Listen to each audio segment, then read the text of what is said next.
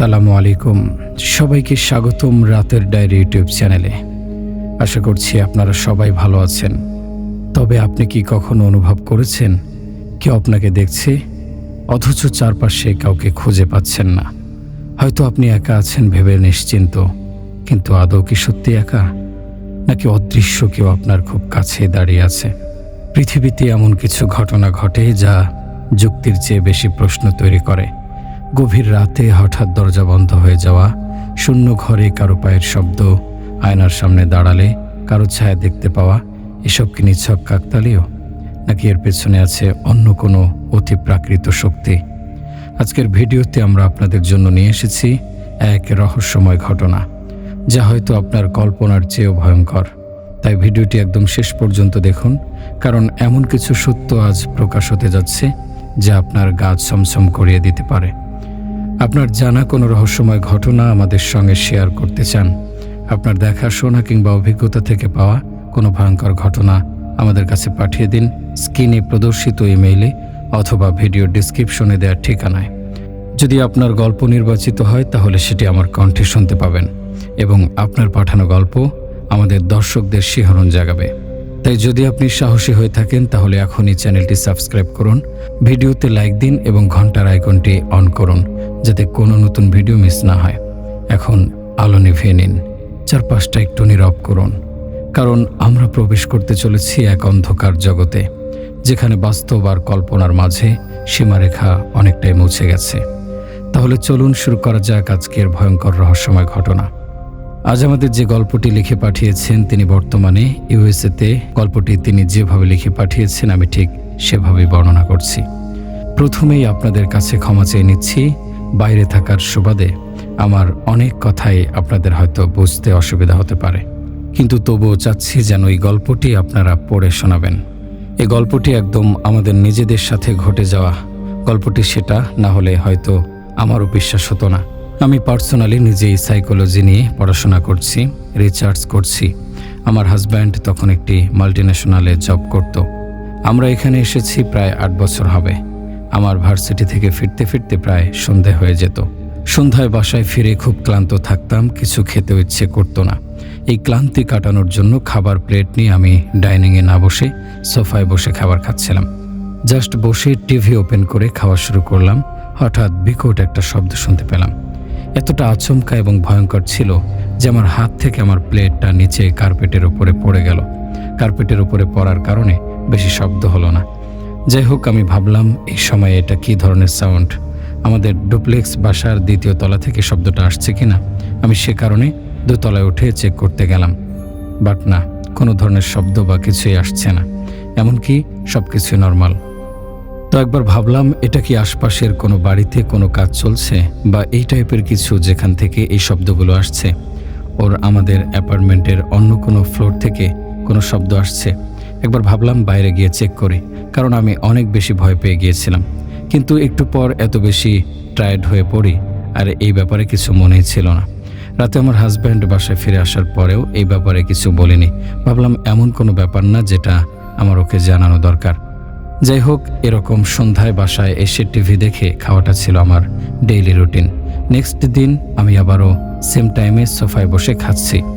Exactly গতদিনের যেই টাইমে এরকম একটা কাঁচ ভাঙা শব্দ পেয়েছি, ঠিক আজও তেমন একটা শব্দই পেলাম। হঠাৎ ভয় লাগলো, মনে হলো হয়তো কোনো চোর ডাকাত গতকাল ঢুকতে পারেনি, তাই আজ আবারও ট্রাই করছে। কখন কি হয়ে যায় বলা তো যায় না। বাট তবুও মাথায় আসেনি যে সুপার ন্যাচারাল কিছু বা ব্যাখ্যা অতীত কিছু হতে পারে। ভয় লাগছিল, আর এই অবস্থায় পুলিশ কল দেওয়ার জন্য ফোন হাতে নিচ্ছিলাম আর দেখলাম আমার পিছন থেকে একটা সাদা আলো করিডোর দিয়ে সোজা কিচেনের দিকে চলে গেল। এরপর হঠাৎ শব্দ পেলাম, আমাদের দরজা কেউ জোরে জোরে 2 বার ধাক্কা দিল, কিন্তু দরজা তো বন্ধ ছিল। আমি বুঝতে পারছিলাম না আমার সাথে এসব কি হচ্ছে। খাবার খেতে পারলাম না, কেমন যেন খাবার গলায় আটকে যাচ্ছিল। আমার মনে হচ্ছে আমি কেমন একটা ঘোরের মধ্যে চলে গেলাম। একজন সাইকোলজির স্টুডেন্ট হয়ে আমার এসব মেনে নিতে খুব অসুবিধা হয়, তাই আমি একটু পর প্লেট রাখতে কিচেনে যাচ্ছিলাম। কিচেনে যাওয়ার পথেই আমাদের ডাইনিং রুম। আমি যেটা দেখলাম সেটা আমার জন্য টোটালি আনএক্সপেক্টেড। আমার হাজব্যান্ডের শখের ডাইনিং টেবিলের উপরের গ্লাস সম্পূর্ণভাবে ভাঙা, এবং সেটা দেখে মনে হচ্ছে কেউ অনেক জোরে আঘাত করে এটা ভেঙে ফেলেছে। এমন বাজেভাবে কাচের টুকরোগুলো এখানে ওখানে ছড়িয়ে ছিটিয়ে ছিল, আর সেই সাদা আলোটাই বা কিসের ছিল। খুব অদ্ভুত হয়ে গেল সিচুয়েশন। আমার লাইফে এমন ইনসিডেন্ট এই প্রথম, তাই আমি একটু অস্বস্তি অনুভব করছিলাম। আমার হাজব্যান্ড আসার পর সে এটা দেখে খুব মন খারাপ করলো। সারা রাত দুজন এটা নিয়ে ভাবলাম। আমি ওকে বুঝালাম হয়তো গ্লাসের টেম্পারে কোনো ফল্ট হয়েছে বা এই ধরনের কিছু, আর আমাদের কারো বড় কোনো ক্ষতি হয়নি, এটাও তো অনেক কিছু।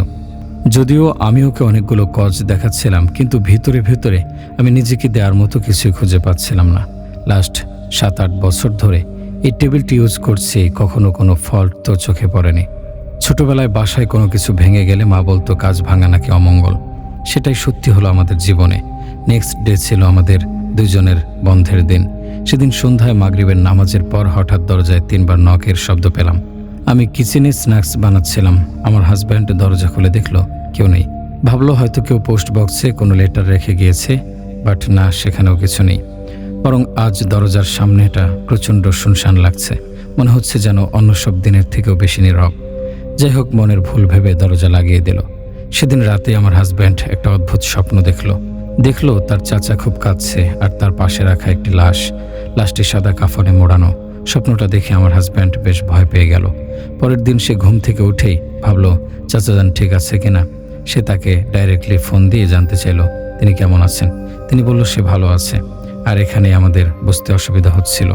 2021 সালের অক্টোবরে আমার বার্থডে পার্টি দিয়েছিলাম, সবাইকে ইনভাইট করেছিলাম। আমার হাজব্যান্ড হঠাৎ করে একটু অসুস্থ ফিল করছিল, কেমন যেন একটা অস্থির অস্থির ভাব করছিল। পার্টি শেষে জিজ্ঞেস করলাম এমন করছো কেন, শরীর কি বেশি খারাপ? ও বলল বাবার জন্য মনটা খুব খারাপ লাগছে। নর্মালি আমার হাজব্যান্ড তার মন খারাপ হলেও আমাকে বলে না, দেশের বাইরে দূরে থাকে, আমারও মন খারাপ হয় বলে। বাট সেদিন বলল ওর বাবার জন্য কেমন যেন বেশি খারাপ লাগছে। ভাবলাম অনেক দিন দেশে যায় না, বাবা মায়ের সাথে দেখা হয় না, তাই হয়তো তাদের খুব মিস করছে। আসলে বাবা মায়ের বিপদ কিন্তু সন্তানেরা ঠিক টের পেয়ে যায়। এবার তারই প্রমাণ পেলাম। পরের দিন দেশে ফোন দিয়ে জানলাম বাবা হঠাৎ করে অসুস্থ হয়ে পড়েছেন। তিনি গ্রামের বাড়ি গিয়েছিলেন কিছু কাজে। ওখানে গিয়ে সে সবসময় যে দোকান থেকে চা খায় সেখান থেকে চা খেয়েছিলেন। যে কাজগুলো বাকি ছিল সেগুলো শেষ করেই সে ঢাকা ফিরে যাবে। পরবর্তীতে জানতে পারলাম ঠিক কয়েক সপ্তাহ আগে আমাদের ফ্যামিলিকে যারা দেখতে পারেন না, আমাদের শত্রু লিটারালি বলতে গেলে, তারা বাবার চায়ের কাপে 3বার একটু কুফরি করা তাবিজ চুবিয়ে সেই চা বাবাকে খাইয়েছে। তারা অবশ্যই জানতেন যে বাবা এখানে আসলে অবশ্যই দোকানের চা খেয়েই যাবেন। আর সেই থেকেই বাবা অসুস্থ হয়ে পড়লেন, আর সেই থেকেই বাবার অসুস্থতার শুরু। যখন থেকে তারা বাবাকে এই তাবিজ করা শুরু করলেন, তখন থেকে আমার হাজব্যান্ড বিভিন্ন ধরনের সাইন অ্যান্ড সিগন্যাল পেতে শুরু করে। গ্লাস ভাঙা থেকে শুরু করে গেটের নক এর শব্দ বা চাচাজানের স্বপ্নটা সবগুলোই ছিল আসলে এগুলোরই সাইন। সেদিন চা খেয়ে অসুস্থ হয়ে যাওয়ার পর বাবা ঢাকা ফিরতে পারেনি। ভাবলো পরের দিন শরীর ভালো হলে পরের দিন ঢাকাতে ফিরে যাবে, কারণ এত দূর জার্নি করে গেলে হয়তো সে আরও দুর্বল হয়ে পড়বে। সেদিন রাতে বাবার সাথে আরও কিছু অদ্ভুত ঘটনা ঘটে। রাতের আধারে বাবা দেখতে পা বাড়িয়ে ভিতরে অনেক কিছু, আরও কারো গলার আওয়াজ শুনতে পান যে সব শেষ। আবার কারো ছায়া দেখতে পান তিনি ওই দিন রাতে। বাবা অনেক সাহসী ছিলেন, কোনো কিছুকে ভয় বা তোয়াক্কা করতেন না। আর এই কারণে বাড়িতে একা একাই যেত, কখনোই সাথে করে কাউকে নিয়ে যেতেন না। বাবা একবার ভাবলেন অলৌকিক কিছু হয়তো। গ্রামের ছেলে হওয়ার কারণে এসব জীবনে অনেক দেখেছে শুনেছে, যার কারণে এসব কিছুকে ভয় পেতেন না। শুধু আল্লাহ তাআলার উপর ভরসা রেখে সৎ পথে চলতেন। সব কিছুতে যে আল্লাহই যথেষ্ট, এটাই মনে প্রাণে বিশ্বাস করতেন। অত সব না ভেবে তিনি দোয়া কালাম পড়ে ঘুমিয়ে পড়লেন, 3বার আয়াতুল কুরসি পড়ে। এর পরের দিন একটু ভালো ফিল করলেন, তাই তিনি ঢাকায় ব্যাক করলেন। ঢাকায় ফেরার পর থেকে বাবা দিনে দিনে খুব অসুস্থ হয়ে পড়তে লাগলেন। আর আমাদের জীবনে একটি ঘোর অন্ধকার অসহায় নেমে আসতে শুরু করলো। আমাদের হঠাৎ করে দেশে যাওয়ার সিদ্ধান্ত হয়, যেহেতু বাবা দিন দিন প্রচণ্ড অসুস্থ হয়ে পড়ছিলেন। এরপরে কালো জাদুর ঘটনাগুলো একটার পর একটা শুরু। বাবা ঢাকা যাওয়ার পর হঠাৎ একদিন রাস্তায় আমার ননদকে একটা ছেলে এসে বলল, সাবধান, তোদের সাথে খুব খারাপ কিছু ঘটতে চলেছে। বলেই ছেলেটি অদৃশ্য হয়ে গেল। আমার ননদ তাকে আর খুঁজে পেল না। ভাবলো হয়তো রাস্তার কোনো পাগল ছিল। জানি না আপনারা এটা বিশ্বাস করবেন কিনা। মারা যাবার আগের রাতে অমাবস্যার রাত ছিল। সেদিন রাতে আমরা স্পষ্ট দেখতে পেলাম বিবস্ত্র একজন মানুষ, খুব ভয়ঙ্কর চেহারা, আমাদের বাড়িতে ঢুকছে। সবাই মিলে চেষ্টা করেও তাকে আটকানো গেল না, কারণ তার শরীরে প্রচণ্ড শক্তি ছিল। সবাই অনেক ধরতে আর থামাতে চেষ্টা করলো, পেল না। লোকটার শরীরে এতটাই শক্তি ছিল যেন মনে হচ্ছিল লোকটির গায়ে হাজার হাজার মানুষের শরীরের সব শক্তি একসাথে। সে ঘরে ঢুকে যে রুমটি ফাঁকা ছিল সেখানে ঢুকে দরজা লক করে দিল। আর কিছুক্ষণ পরে সে বের হয়ে যাচ্ছিল। সবাই মিলে তাকে জিজ্ঞেস করলো, কোন অধিকারে আপনি এই বাসায় এসে দরজা আটকিয়ে দিলেন? কে আপনি? কাকে চাচ্ছেন? কেন এসেছেন এখানে?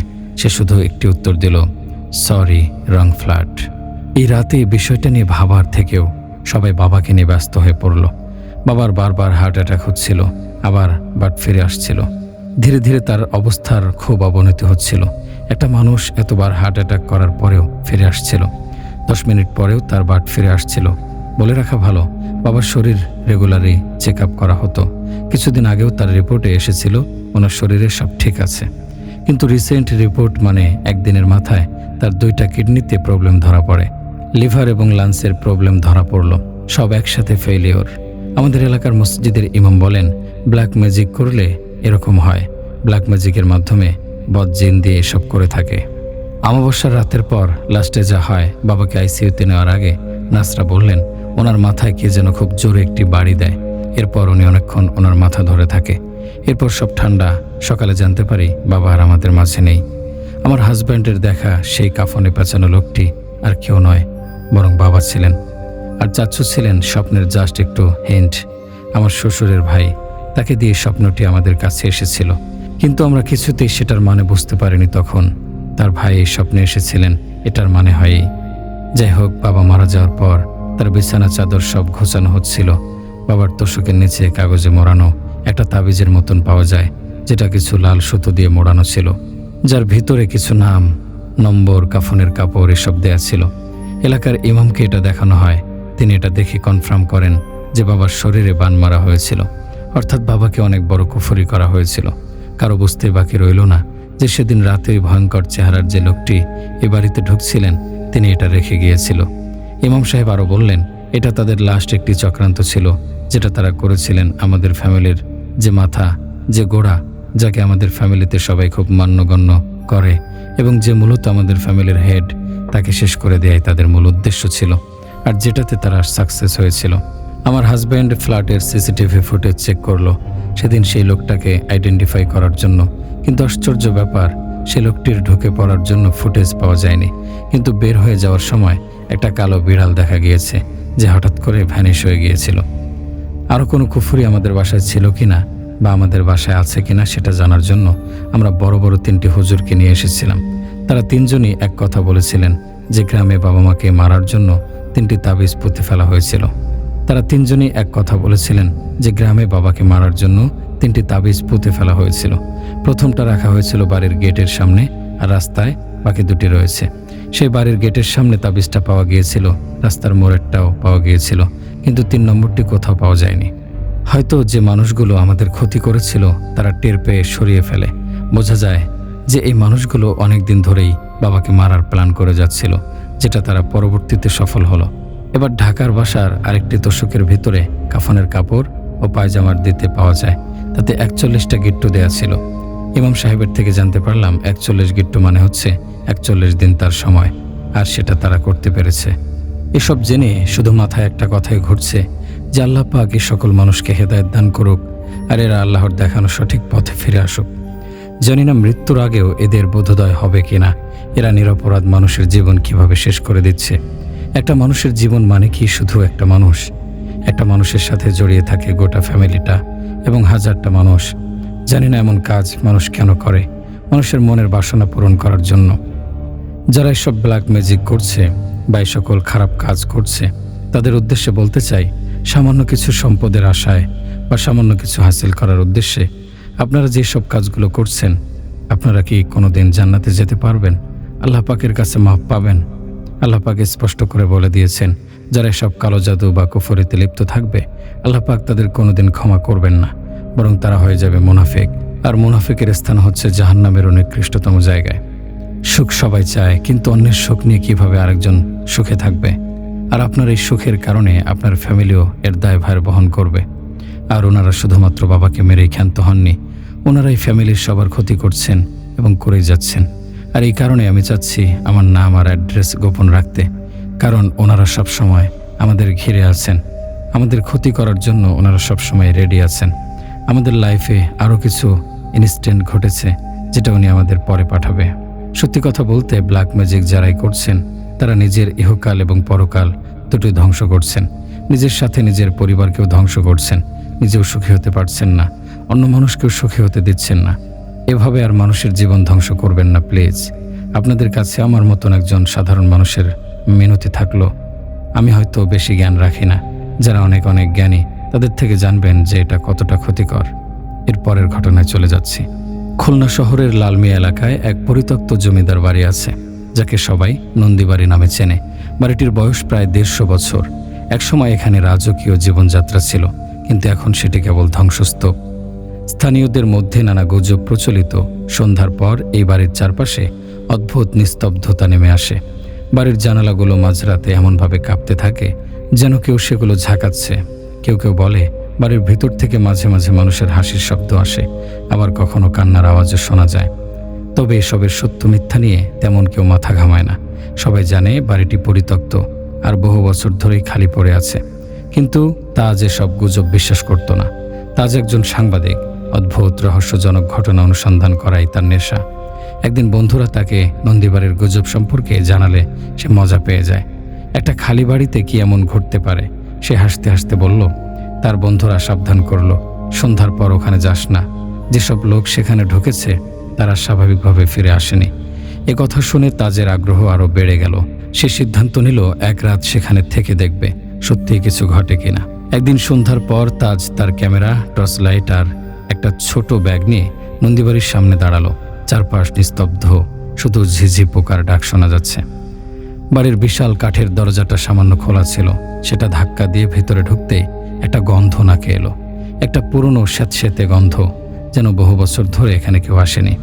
ভিতরে প্রবেশ করতে সে দেখল সবকিছু ধুলোর স্তরে ঢাকা। দেয়ালে ঝুলে থাকা পুরনো রাজকীয় চিত্রগুলো বিবর্ণ হয়ে গেছে, কিন্তু এখনো বোঝা যায় কোনো এক সময় এখানে জমিদার পরিবারের লোকজন বসবাস করত। সে ধীরে ধীরে সামনের কক্ষগুলোর দিকে এগিয়ে গেল। প্রতিটি ঘর যেন সময়ের সাথে থমকে গেছে। পুরনো কাঠের আসবাবপত্র ছড়িয়ে ছিটিয়ে আছে, বেশিরভাগই ভাঙা। কিন্তু হঠাৎ করেই সে অনুভব করল যেন কোথাও একটা আস্তে আস্তে পায়ের শব্দ হচ্ছে। তাজ থমকে দাঁড়ালো। শব্দটা খুব ক্ষীণ কিন্তু স্পষ্ট, যেন কেউ ধীরে ধীরে হেঁটে আসছে। সে দ্রুত টর্চ লাইট জ্বালিয়ে চারপাশে তাকালো, কেউ নেই। তারপর মনে হলো সে একা নয়। সে আবার এগিয়ে চলল। এবার উপরের তলায় যাওয়ার সিঁড়ির দিকে।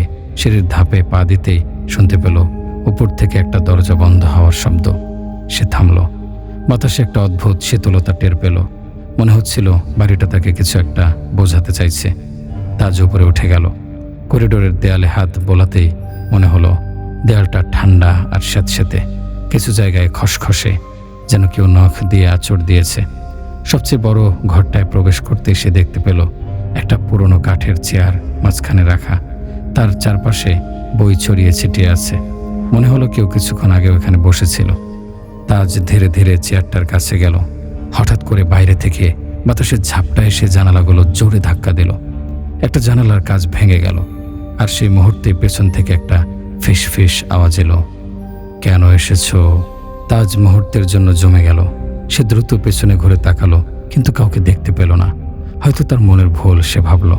কিন্তু ঠিক তখনই সে দেখল মেঝেতে একটা পুরনো চিঠি পড়ে আছে। ধুলো সরিয়ে সে পড়তে লাগলো। চিঠিটা ছিল 1958 সালের।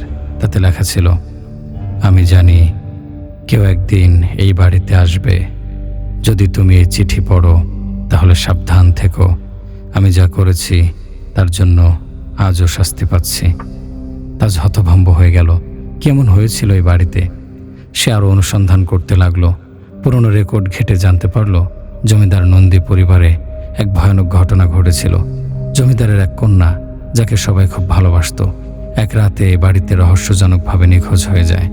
তার নিখোঁজ হওয়ার পর বাড়ির পরিবেশ বদলে যেতে থাকে। একে একে পরিবারের সবাই অন্যত্র চলে যায় আর বাড়িটি ফাঁকা পড়ে থাকে। অনেকে বলে মেয়েটি কখনো এই বাড়ি ছেড়ে যায়নি। তাজের মনে পড়ে গেল সেই পায়ের শব্দ, ফিসফিস আওয়াজ। সবকিছু কি তাহলে সত্যি? তাজ সেদিন রাতে আর সেখানে থাকেনি। দ্রুত ক্যামেরা গুছিয়ে সে বেরিয়ে এলো। পরদিন সকালে সে যখন তার ক্যামেরার ভিডিও চেক করলো তখন আতঙ্কিত হয়ে গেল। ভিডিওতে স্পষ্ট দেখা গেল সে যখন ঘরটাতে ঢুকেছিল তখন তার ঠিক পিছনে একটা ছায়া দ্রুত সরে গেল। কিন্তু সবচেয়ে অদ্ভুত ব্যাপার ছিল তার ক্যামেরার শেষ অংশে একটা মৃদু কণ্ঠ শোনা যাচ্ছিল, তুমি ফিরে আসবে। তাজ আজও জানে না সেই রাতে তার সঙ্গে আসলে কি ঘটেছিল, কিন্তু এরপর থেকে সে আর কখনো নন্দীবাড়ির ধারের কাছে যায়নি। 2010 সাল বাবা মা জাপানে বড় বোনের কাছে চলে গেলেন। আমাকে নিয়েও যেতে চেয়েছিলেন, কিন্তু আমি দেশ ছেড়ে কোথাও যাবার মানুষ নই। ঢাকার ধুলো ময়লা কোলাহল আমার পছন্দ নয়। সবসময় মনে হতো গ্রামেই চলে যাব, সেখানে জীবন সাজাবো। বিয়ে শেষ করেছি, চাকরির কোনো ইচ্ছে নেই, তাই সিদ্ধান্ত নিলাম দাদার রেখে যাওয়া পুরনো বাড়িতে উঠব। বাড়িটা গ্রামের অনেক ভিতরে নির্জন জায়গায়, চারপাশে শুধু গাছপালা আর শূন্যতা। বাবা বলেছিলেন এখানে সত্যিকারের শান্তি পাবে। বাড়িটা বেশ বড়, পুরনো আমলের কাঠের কাজ করা জানালা, উঁচু ছাদ, প্রশস্ত বারান্দা, প্রথম দেখাতে যে কাউরই পছন্দ হবার মতন। 2004 সালে দাদা মারা যাওয়ার পর আর আসা হয়নি এই বাড়িতে। তখন থেকেই খালি পড়ে আছে। আশেপাশের কিছু লোক দিয়ে বাড়িটি পরিষ্কার করে উঠে পড়লাম। কিছুদিন পরে বুঝলাম শান্তি নামের জিনিসটা এখানে নেই। প্রথম কয়েকটা রাত ভালোই কেটেছিল, কিন্তু এক রাতে আনুমানিক রাত 3টার সময় হঠাৎ ঘুম ভেঙে গেল। হালকা চাপা গলার আওয়াজ আর থালা বাসনের শব্দ আসছে রান্নাঘর থেকে। আমার প্রথম ধারণা হলো হয়তো ঘুমের ঘোরে উল্টাপাল্টা কিছু শুনছি, কিন্তু না, আমার কান পুরো সজাগ। আমি জেগে আছি। ভাবছিলাম পুরো বাড়িতে তো আমি একা, তাহলে রান্নাঘরে কে? আমি ধীরে ধীরে উঠে দরজার কাছে এলাম। বাইরে ঝাপসা আলো পড়ছিল। রান্নাঘরের দিকে থেকে থালা বাসন নড়াচড়ার শব্দ আসছে। কেউ যেন আলতো হাতে কিছু তুলছে নামাচ্ছে। কিছুক্ষণ দাঁড়িয়ে শুনলাম, তারপর ভাবলাম হয়তো দেরি না করে গিয়ে দেখে আসা ভালো। কিন্তু দরজার কাছে আসতেই শব্দটা বন্ধ হয়ে গেল। রান্নাঘরে উকি দিলাম, কেউ নেই। সবকিছু আগের মতোই গুছিয়ে রাখা, থালা বাসন যেখানে ছিল সেখানে আছে। আমি কিছুক্ষণ দাঁড়িয়ে রইলাম। একটা ঠান্ডা অনুভূতি গায়ে ছুঁয়ে গেল। রান্নাঘরের জানালার পাশের পর্দা হালকা দুলছে, অথচ বাতাসের কোনো হালকা ঝাপটাও নেই। মনে হলো কেউ ঠিক কিছুক্ষণ আগেই এখান থেকে সরে গেছে। আমি ধীরে ধীরে ঘরের দিকে এগোতে লাগলাম, কিন্তু মনে হচ্ছিল কেউ যেন ঠিক আমার পেছনে পেছনে আসছে। তার নিঃশ্বাসের শব্দ আসছে আমার কানে। পেছনে ফেরার সাহস হলো না। ঘরে যেয়ে আয়াতুল কুরসি পড়ে শুয়ে পড়লাম। সেই রাতে আর কিছু ঘটল না। এরপর থেকে প্রায় রাতের বেলা অদ্ভুত কিছু অনুভব করতাম। কখনো মনে হতো দরজার ওপাশে কেউ দাঁড়িয়ে আছে, কখনো মনে হতো জানালার ফাঁক দিয়ে কেউ তাকিয়ে আছে। এক রাতে ঘুমিয়ে পড়ার পর হঠাৎ অনুভব করলাম কেউ যেন আমার গায়ে হাত রাখলো। আমি চমকে উঠে বসলাম।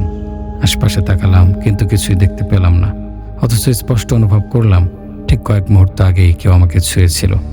এরপর এক রাতে একটা ঘটনা ঘটল যা আমাকে নিশ্চিত করে দিল দাদার এই বাড়িটা একদম স্বাভাবিক নয়। সেদিন রাতের খাবারের পর আমি ল্যাপটপ নিয়ে বসেছিলাম মুভি দেখার জন্য। বাড়িতে সম্পূর্ণ নীরবতা। ঘড়ির কাঁটা তখন রাত 2টো ছুঁই ছুঁই। হঠাৎ করে একটা অদ্ভুত অনুভূতি হলো, কেউ যেন আমাকে দেখছে। আমি ধীরে ধীরে তাকালাম দরজার দিকে, আর ঠিক তখনই আমি দেখলাম দরজার ফাঁক দিয়ে একটা হাত ভেতরে ঢুকে আসছে। সাদাটে ফ্যাকাশে হাত। আমি পুরোপুরি জমে গেলাম। হাতটা ধীরে ধীরে আরো এগিয়ে এলো, যেন কিছু খুঁজছে। একটা মুহূর্তের জন্য মনে হলো আমি চিৎকার করব, কিন্তু গলা দিয়ে কোনো আওয়াজ বেরোলো না। আমি চোখ বন্ধ করলাম। কয়েক সেকেন্ড পর আবার খুললাম, কিছুই নেই। দরজা পুরোপুরি খোলা, কিন্তু বাইরে কেউ নেই। আমি লাফ দিয়ে উঠে দরজা বন্ধ করলাম। ভেতর থেকে ছিটকিনি দিলাম। আমার বুক ধরফর করছিল, হাত পা ঠান্ডা হয়ে আসছিল। সারা রাত আর ঘুম আসেনি। এ ঘটনার পর থেকেই আমি বাড়ির বিভিন্ন জায়গায় ছায়া দেখতে শুরু করলাম।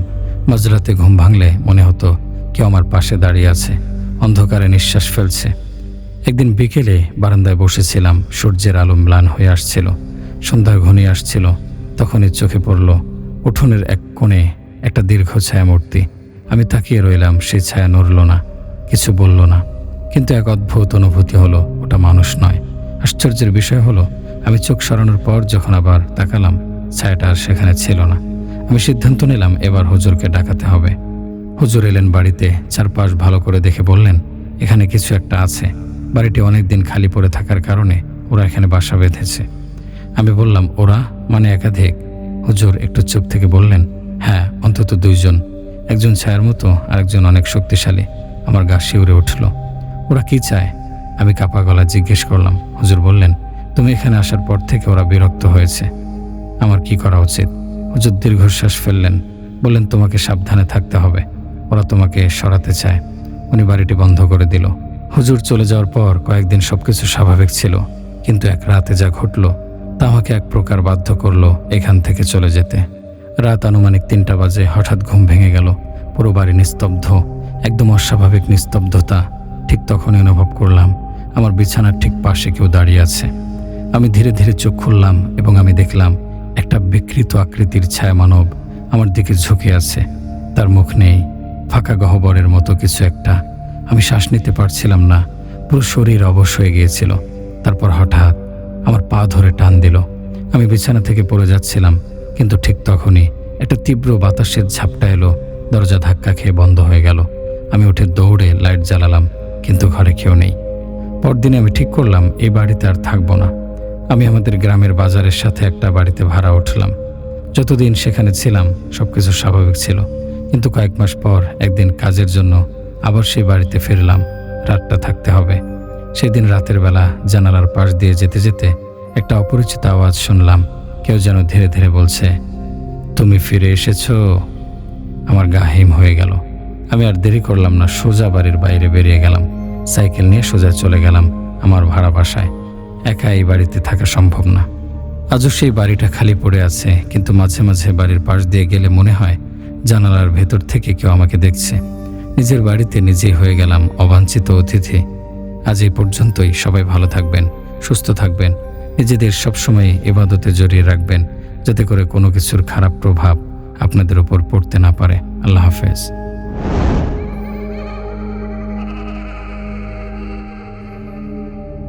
আজকের ঘটনাটি আমি এমন একজন মানুষের কাছ থেকে শুনেছি যে কোনো ধরনের ভূত প্রেত এসব বিশ্বাস করত না। সে তার সিনিয়র এক স্যারের থেকে এই ঘটনাটা শুনেছে। আমি তার মতন করে ঘটনাটি বলছি। ঘটনাটি শুরু করার আগে একটি প্রেক্ষাপট বলতে চাচ্ছি। ঢাকার শহরতলির এক পুরনো হাসপাতাল, নামটা নাই বলি, যেটা গত 10 বছর ধরে বন্ধ। তবে জায়গাটা নিয়ে অনেক গল্প শোনা যায়। স্থানীয়রা বলে রাতের বেলা হাসপাতালের জানালায় ছায়ামূর্তি দেখা যায়, কান পাতলে ফিসফিস শব্দ শোনা যায়। কেউ কেউ তো দাবি করে হাসপাতালে এখনও ডাক্তার নার্সদের কণ্ঠস্বর শোনা যায়। আমি সেই হাসপাতালের একজন স্টাফ। সব ঘটনাগুলো খুব কাছ থেকে দেখতাম। এর মধ্যে সব ঘটনায় যে ভৌতিক বিষয়টা সেটা না। অনেক ঘটনা খুব ভয়ঙ্কর, কিন্তু ঘটনাগুলি প্রাকৃতিক। কিন্তু এর মধ্যে কিছু ঘটনার কোনো ব্যাখ্যা আমরা আজও পাইনি। যাই হোক, মূল ঘটনায় চলে যাই। একবার এক মানসিক রোগীদের হাসপাতালে আমার ডিউটি পড়েছে। রাত 1টা। হঠাৎ একটা রুম দিয়ে বিকট শব্দ শুরু হলো। আমরা গিয়ে দেখলাম রুমে কেউ নেই। সবাই বেশ অবাক হলাম, এই রোগী কোথায় গেল? এখানের প্রতিটা রোগী এদের নিজেদের রুমে বাথরুম ও এদের রুমের সাথেই। না, বাথরুমেও নেই। এদিকে রুমটাও বেশ অন্ধকার। এই রোগীর আবার আলোতে সমস্যা, আলো চোখে লাগলে চিৎকার করে শুধু। যাই হোক, এখন এই রোগীকে তো কোথাও খুঁজে পাওয়া যাচ্ছে না। পুরো রুম খুঁজেও পাওয়া গেল না তাকে। এরপর যেটা সবাই দেখলো সেটা কিভাবে হয়েছে কেউ জানে না। সবাই দেখলো ওই রুম ছিল বিল্ডিংয়ের 2য় তলায়। অনেক পুরনো বিল্ডিংটি ছিল 3 তলায়। সেই রোগীর রুমের জানালা থেকে উপরের ছাদের একটা ভিউ দেখা যায়। সবাই স্পষ্ট দেখলো রোগীটি ছাদের কার্নিশে দাঁড়িয়ে সবার দিকে তাকিয়ে হো হো করে হাসছে। কেউ কিছু বোঝার আগেই সে এক লাফ দিল।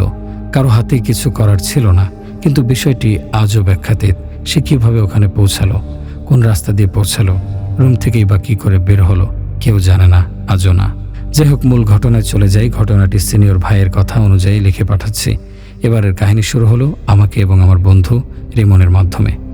আমি একজন নবীন চিকিৎসক। কয়েক বছর হলো ইন্টার্নশিপ শেষ করেছি।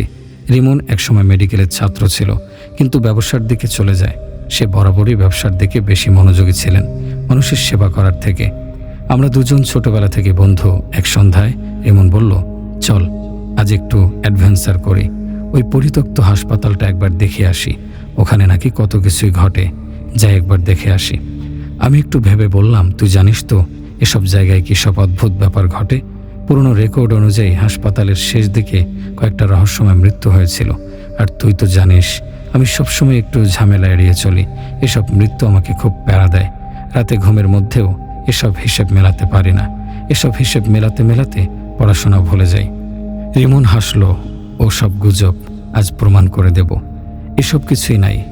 তুই যে এসব বিশ্বাস করো আমি তো কোনোদিন চিন্তাও করিনি। আমি ভাবতাম তুইও আমার মতন করে ভাবিস বিষয়গুলো।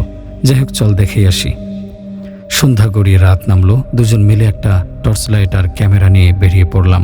হাসপাতালের ভেতরে ঢুকতেই একটা অদ্ভুত ঠান্ডা অনুভব করলাম। হাসপাতালের চিত্রটা একটু বর্ণনা করি। পুরনো পরিত্যক্ত একটি হাসপাতাল হঠাৎ করে বন্ধ হয়ে যায়।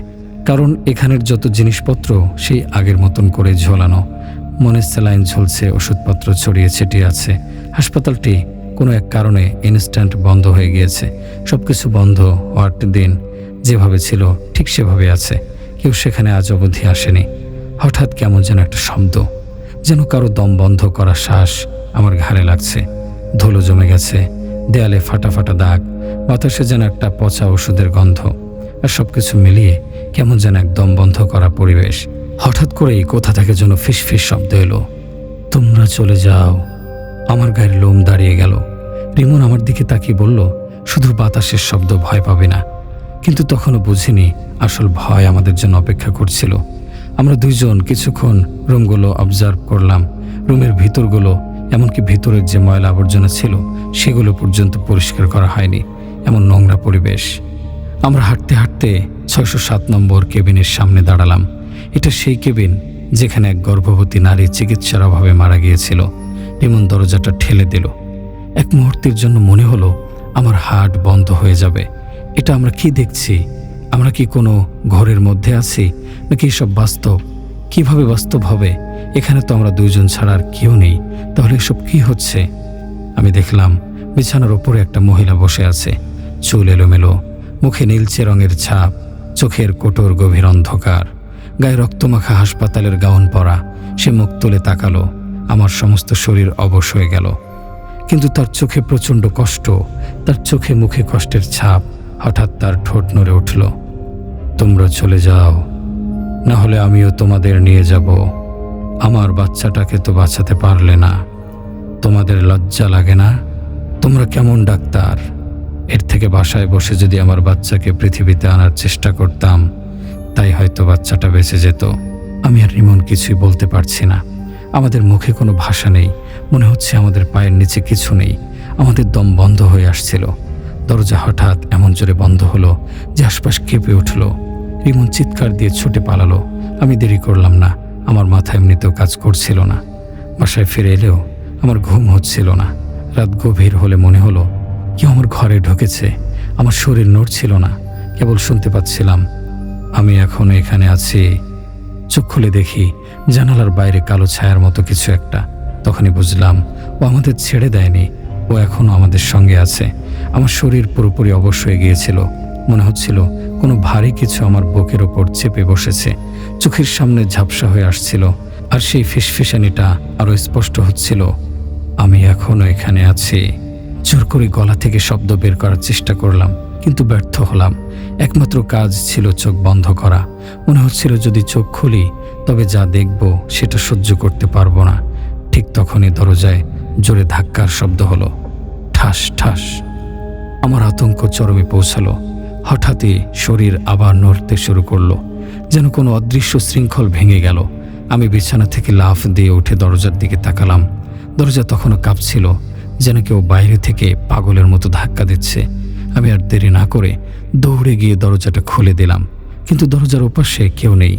তবে মেঝেতে কিছু একটা পড়েছিল, একটা পুরনো হাসপাতালের গাউন, 607 নম্বর কেবিনের সেই গাউন। পরদিন সকালে আমি রিমনকে ফোন দিলাম, কিন্তু সে ধরল না। ঘণ্টাখানেক পর তার মা ফোন করলেন, কাঁপা কাঁপা গলায় বললেন, তুই তাড়াতাড়ি চলে আয়, রিমনের অবস্থা ভালো না। আমি ছুটে গেলাম ওর বাসায়। রিমন বিছানায় শুয়েছিল, কিন্তু ওকে দেখে আমার বুক কেঁপে উঠল। ওর চোখ দুটো লালচে, কোটরে ঢুকে গেছে, ঠোঁট শুকিয়ে গেছে, আর সারা শরীর ঘামে ভেজা। আমি কাছে গিয়ে ডাকলাম, রিমন কি হয়েছে? ও আস্তে আস্তে মুখ তুলল। তারপর যা বলল তা শুনে আমার রক্ত হিম হয়ে গেল। বুঝতে পারছি না রে। শুধু যেটা বুঝতে পারছি সেটা হচ্ছে ও এখনো আমার সঙ্গে আছে। তারপর ওর হাতটা তুলে দেখালো। ওর কবজিতে গভীর আঁচড়ের দাগ। মনে হচ্ছিল কেউ লম্বা নখ দিয়ে ওর হাত চেপে ধরেছিল। আমি আর দেরি করলাম না। সেদিনই পুরনো হাসপাতালের রেকর্ড খুঁজতে গেলাম। অনেক খোঁজাখুঁজির পর জানতে পারলাম 607 নম্বর কেবিনে যে মহিলা মারা গিয়েছিল তার নাম ছিল তাসনিম আরা। সে 8 মাসের অন্তঃসত্ত্বা ছিল। এক রাতে প্রচণ্ড ব্যথা শুরু হলে নার্সরা ডাক্তারকে খুঁজতে যায়, কিন্তু তখন হাসপাতালে স্টাফ ছিল খুবই কম। একজন ডাক্তারও সময় মতো পৌঁছাতে পারেনি। তাসনিম মৃত্যুর আগে বারবার বলেছিল, আমার সন্তানকে বাঁচান, কিন্তু কেউ তাকে সাহায্য করতে পারেনি। পরদিন সকালে নার্সরা এসে দেখে তাসনিম নিজেই নিজের পেট কেটে ফেলেছে। রক্তে ভেসে যাচ্ছিল পুরো কেবিন। তারপর থেকে কেবিনটা বন্ধ করে দেওয়া হয়। আমি বুঝতে পারছিলাম আমাদের জীবন এখন বিপদের মুখে। আমি আর রিমন মিলে একজন স্থানীয় হুজুরের কাছে গেলাম, যে নাকি এমন ঘটনা সম্পর্কে জানে। সে আমাদের কথা শুনে কিছু দোয়া পড়ল আর বলল, ও এখনো মুক্ত হয়নি, কিন্তু যদি আর কখনো ওর জায়গায় না যাও তাহলে হয়তো তোমাদের ছেড়ে দেবে। সেদিন রাতে আমি আর রিমন সিদ্ধান্ত নিলাম ওই হাসপাতালের কথা কোনোদিনও মনে করব না, ওখানে আর কোনোদিন যাব না। এরপর কিছুদিন সবকিছু স্বাভাবিক মনে হচ্ছিল, কিন্তু কিছু কিছু রাতের বেলা যখন বাতাস খুব ভারী হয়ে আসে, তখনও যেন কানে ফিসফিসানি ভেসে আসে, তোমরা চাইলেই আমাকে আর আমার বাচ্চাকে বাঁচাতে পারতে। ঘটনার শেষ এখানেই নয়। এসব কিছু যখন আমি জানলাম, তার কিছুক্ষণ পরে আমার পাশে একজন মানুষ এসে বসে, যার নাম রঞ্জু। সে খুব কম কথা বলে। হঠাৎ বলল, আপনার সাথে একটি ঘটনা শেয়ার করতে চাচ্ছিলাম। ঘটনাটি মাথা থেকে বের করতে পারছিলাম না। আমি কিছু না ভেবে বললাম, বলুন। রঞ্জু বলা শুরু করলো, আমাদের গ্রামের নাম ছিল পোড়াগাছা। জনবসতি কম। সন্ধ্যার পরপরই এলাকা শুনশান হয়ে যেত। গ্রামের এক কোনায় বড় একটা ট্রাক স্ট্যান্ড ছিল। দূর দূরান্ত থেকে আসা ট্রাকগুলো রাতে এখানে বিশ্রাম নিত। ট্রাক স্ট্যান্ডের পাশে কয়েকটা চায়ের দোকান, ছোট খাবারের হোটেল আর কিছু গ্যারেজ ছিল। তবে এলাকাটা নিয়ে নানা গুজব ছিল। লোকমুখে শোনা যেত গভীর রাতে এখানে অদ্ভুত কাণ্ড ঘটে। কেউ দেখেছে সাদা কাপড় পরা একটা মেয়েকে, কেউ শুনেছে কান্নার আওয়াজ, আবার কেউ কেউ বলতো এখানে মাঝে মাঝে ট্রাকের হেডলাইটের সামনে হঠাৎ করে কেউ এসে পড়ে, কিন্তু কাছে গিয়ে কাউকে পাওয়া যায় না। আমি মানে রঞ্জু এই ট্রাক স্ট্যান্ডের পাশের চায়ের দোকানে প্রায় আসতাম। রাতের ট্রাক ড্রাইভারদের গল্প শুনতে আমার ভালো লাগতো। গ্রামের মানুষ আমাকে চিনত, কারণ আমি শহর থেকে পড়াশোনা করে গ্রামে ফিরেছি বাবার জমি জমা দেখাশোনার জন্য। একদিন রাত 10টার দিকে আমি ট্রাক স্ট্যান্ডে বসে চা খাচ্ছিলাম। পাশের বেঞ্চে এক রিক্সাওয়ালা বসা ছিল, নাম রব্বানি। তার রিক্সা একটু দূরে দাঁড় করানো ছিল। শুকনো গায়ের মানুষ, মুখে পানের দাগ, চোখে ক্লান্তি। আমার পাশে বসা এক ট্রাক ড্রাইভার নাম কালু মিয়া চায়ের কাপে ফু দিতে দিতে বলল, ভাই এই জায়গাটা ভালো না, কাল রাতেও এক ড্রাইভার নাকি কিছু দেখছে। আমি হাসলাম, তুমি বুঝি ভূতে বিশ্বাস করো? কালু মিয়া গম্ভীর মুখে বলল, বিশ্বাস না করলে কি, নিজের চোখে দেখা জিনিস তো আর অস্বীকার করতে পারি না। রিক্সাওয়ালা এতক্ষণ চুপ ছিল। এবার সে হঠাৎ করে বলল, আমিও একদিন কিছু দেখছিলাম। আমি কৌতূহলী হয়ে গেলাম, কি দেখেছো? রিক্সাওয়ালা চুপচাপ আমার দিকে তাকিয়ে রইল। তারপর ধীরে ধীরে বলতে লাগলো, গত বছর এই সময় শীতের রাত ট্রাক স্ট্যান্ডে যাত্রী নামিয়ে একা ফিরছিলাম। রাত তখন প্রায় 1:30 হবে। রাস্তা ফাঁকা, বাতাসটা ভারী লাগছিল। হঠাৎ দেখি রাস্তার ধারে একটা মেয়ে দাঁড়িয়ে আছে। লম্বা সাদা কাপড় পরা, চুল লম্বা, মুখটা স্পষ্ট দেখা যাচ্ছে না। আমি ভেবেছিলাম নিশ্চয়ই কেউ অপেক্ষা করছে, কিন্তু রিক্সা একটু এগিয়ে নিতেই দেখি মেয়েটা আমার পাশে দাঁড়িয়ে আছে। আমার শরীর হিম হয়ে গেল, গলাটা শুকিয়ে গেল। চোখের সামনে মেয়েটা, কিন্তু আমি জানি কয়েক সেকেন্ড আগেও ও অনেক দূরে ছিল। আমি আর দাঁড়াইনি, প্যাডেল মেরে সামনে চলে এলাম। কিন্তু কিছু দূর যেতেই মনে হলো কেউ আমার রিক্সার পেছনে বসেছে। পেছনে তাকিয়ে দেখলাম কেউ নেই, কিন্তু একটা ঠান্ডা বাতাস যেন আমার গায়ে লাগছে। আমি আর পারছিলাম না, জোরে প্যাডেল মেরে স্ট্যান্ডের দিকে ফিরে এলাম। সেদিনের পর থেকে রাতের বেলা আমি ওই রাস্তা মাড়াই না। রিক্সাওয়ালার কণ্ঠে সত্যিকারের ভয় ছিল। আমি হাসলাম না, কারণ তার মুখ দেখে মনে হচ্ছিল সে সত্যি কিছু দেখেছিল। এরপর কয়েকদিন কেটে গেল। আমি এই ঘটনাটা ভুলে গিয়েছিলাম। এক রাতে কাজ শেষে বাড়ি ফিরছিলাম। তখন বাজে প্রায় 12টা। আমার মোটরসাইকেলের পেট্রোল কমে গিয়েছিল, তাই ভাবলাম ট্রাক স্ট্যান্ডের পাশের দোকান থেকে একটা বোতল পেট্রোল কিনে নেই। ট্রাক স্ট্যান্ডে পৌঁছাতেই দেখি চারপাশে কেমন একটা অস্বাভাবিক নীরবতা। সাধারণত এমন সময় কিছু ট্রাক দাঁড়িয়ে থাকে, চায়ের দোকান খোলা থাকে, কিন্তু সেদিন পুরো এলাকা ফাঁকা। একটা ট্রাক দূরে দাঁড়িয়েছিল, কিন্তু আশেপাশে কোনো মানুষ নেই। আমি বাইক থেকে নামতেই শুনলাম খুব হালকা একটা হাসির আওয়াজ, একেবারে মেয়েলি হাসি, কিন্তু কোথা থেকে আসছে বুঝতে পারলাম না। আলোটা একটু কমিয়ে সামনে এগিয়ে গেলাম। দোকানটার দিকে তাকিয়ে দেখি দরজা অর্ধেক খোলা, কিন্তু কাউকে দেখা যাচ্ছে না। ভেতরে ঢুকে ডাক দিলাম, কেউ আছেন? কেউ সাড়া দিল না। আমি একটু ভয় পেলাম, কিন্তু নিজেকে সামলে রাখলাম। ঠিক তখনই পেছন থেকে একটা ঠান্ডা বাতাস আমার ঘাড় ছুঁয়ে গেল। মনে হলো কেউ ঠিক আমার পেছনে দাঁড়িয়ে আছে। আমি ধীরে ধীরে ঘুরলাম। একটা মেয়ে, লম্বা সাদা কাপড় পরা, মুখটা পরিষ্কার দেখা যাচ্ছে না, কিন্তু চোখ দুটো যেন গভীর অন্ধকারের মতো। আমার দম বন্ধ হয়ে আসছিল। এক মুহূর্তের জন্য আমি নড়তে পারছিলাম না। তারপর হঠাৎ করেই মেয়েটা আমার দিকে এগিয়ে এলো। আমি পেছনে হোঁচট খেয়ে পড়ে যাচ্ছিলাম। তখনই শুনলাম একটা ট্রাকের হর্ন। আমার চোখের সামনে মেয়েটা ধোঁয়ার মতো মিলিয়ে গেল। আমি তাড়াতাড়ি বাইকে উঠলাম, এক মুহূর্ত দাঁড়ায়নি। পাগলের মতো স্পিড বাড়িয়ে সোজা বাড়ির দিকে ছুটলাম। পরদিন সকালে ট্রাক স্ট্যান্ডে গিয়ে ঘটনাটা বললাম। কালু মিয়া বিষণ্ণ মুখে শুনল। তারপর কালু মিয়া চাপা গলায় বলল, এইখানে বছর 10 আগে একটা মেয়েকে খুন করা হয়েছিল। ট্রাক চালকদের একজন নাকি তার উপর জোর খাটাতে চেয়েছিল, আর সে পালানোর চেষ্টা করেছিল, কিন্তু শেষমেশ ট্রাকের নিচে চাপা পড়ে মারা যায়। সেই রাত থেকেই এই এলাকায় অদ্ভুত ঘটনা ঘটে। আমি শিউরে উঠলাম। আমার দেখা মেয়েটি কি সেই মৃত আত্মা? সেই রাতের পর থেকে আমি আর গভীর রাতে ওই রাস্তা দিয়ে যাই না, কারণ আমি জানি সেখানে কেউ আছে যে এখন অপেক্ষা করছে। এরপর রঞ্জু আমাকে বলল, এসব কি হচ্ছে আমার সাথে আজকাল? আমি বললাম, আরও কিছু কি হয়েছে? রঞ্জু এর চোখ লাল, বলল, আরও কিছু ঘটনা ঘটেছে। আমি বললাম, বলুন, বললে যদি আপনার ভালো লাগে তাহলে বলুন। আমার মেয়ের সব থেকে ভালো বন্ধুর জীবনের একটা ঘটনা। মেয়েটা আমার একটা ট্রমায়ের ভিতরে চলে গিয়েছে। আমি ওর মতন করে বলছি আপনাকে।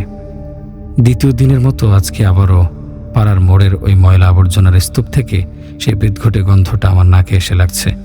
কিন্তু অদ্ভুত ব্যাপার হলো, শিউলিকে জিজ্ঞেস করলে ও বলছে, কই, আমি তো কোনো গন্ধ পাচ্ছি না। আমি শিউলির কথা শুনে অবাক হচ্ছি। এত বিশ্রী একটা গন্ধ, আমার বমি এসে যাওয়ার উপক্রম, আর শিউলি কিনা বলছে ও কোনো গন্ধই পাচ্ছে না। মিথ্যা কথা বলার জন্য এখন ওর উপর আমার রাগ উঠছে, কিন্তু কিছু করতেও পারছি না।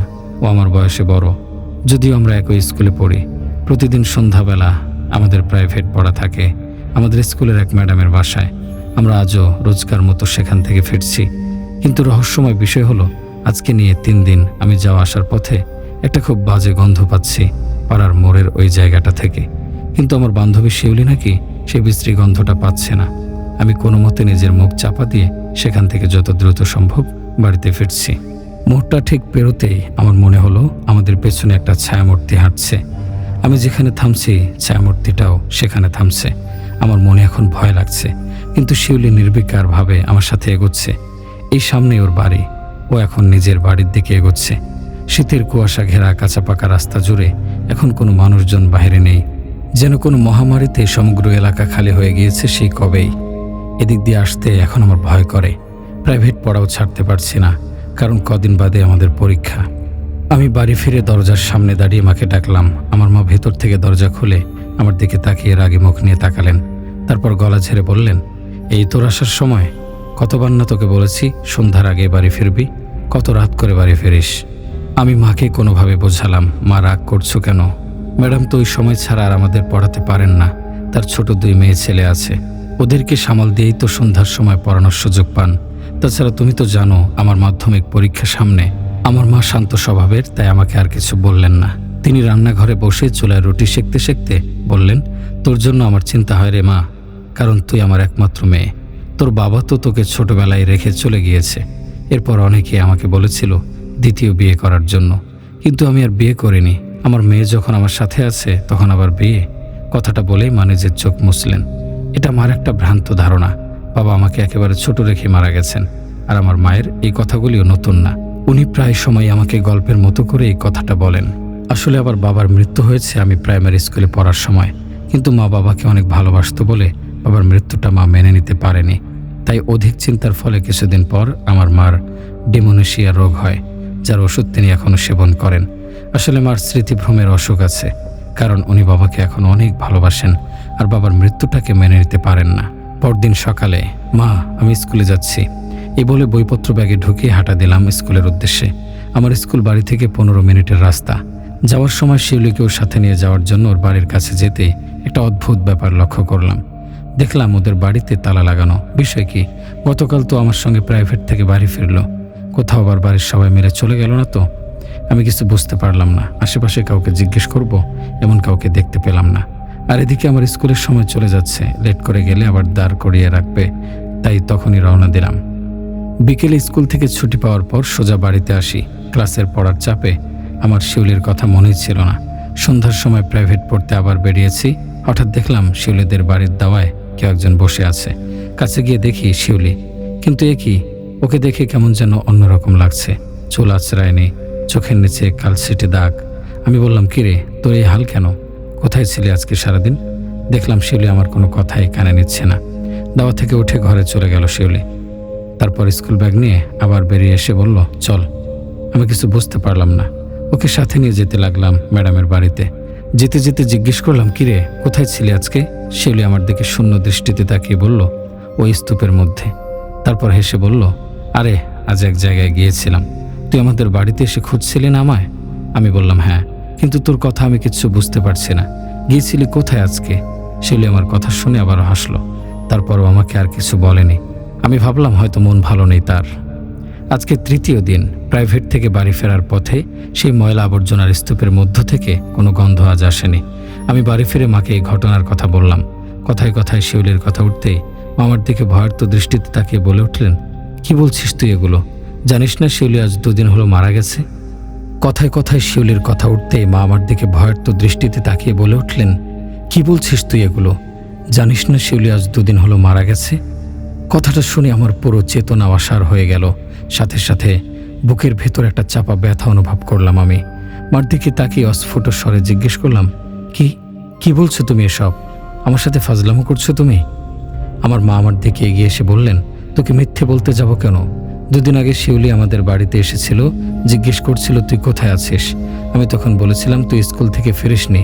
ও তখন চলে গেল, কিন্তু পথে ওকে নাকি কারা যেন মেরে রাস্তার মোড়ে এই নর্দমার স্তূপের মধ্যে ফেলে রেখে চলে যায়। আমি এই খবর পাই পরদিন দুপুরবেলা। শিউলির চাচা সেদিন শিউলিকে ওদের বাড়ির পেছনের দিকে কবর দিয়ে বাড়ি থেকে কোথাও চলে যায়। তুই তো জানিস আমার কোনো কথাই এখন আর ভালো করে মনে থাকে না, তাই শিউলির মৃত্যুর কথাও ভুলে গিয়েছিলাম। তাই তোকে শিউলির মৃত্যুর কথা বলতে পারিনি। তুই যখন শিউলির কথা বললি তখন মনে পড়ছে। আমার মাথা কাজ করা বন্ধ করে দিয়েছে। শিউলি মারা গেলে তাহলে আজ 2 দিন ধরে আমি কার সঙ্গে প্রাইভেট পড়তে যেতাম আর ফিরতামই বা কার সাথে? ভয় আমার শরীরের লোম দাঁড়িয়ে গেছে। এত বড় একটা ঘটনা আমি জানতে পারলাম না। শিউলি অবশ্যই স্কুল কামাই করার স্বভাব ছিল, তাই স্কুলে খুব কম যেত, কিন্তু প্রাইভেটে শিউলি আমার সাথে রোজ যেত। আজকে সন্ধ্যায় তাহলে আমার সাথে শিউলি কিভাবে ছিল? যদি ও মারা গিয়ে থাকে, নাকি সব আমার মনের ভুল? না, সব ভুল হবে কিভাবে?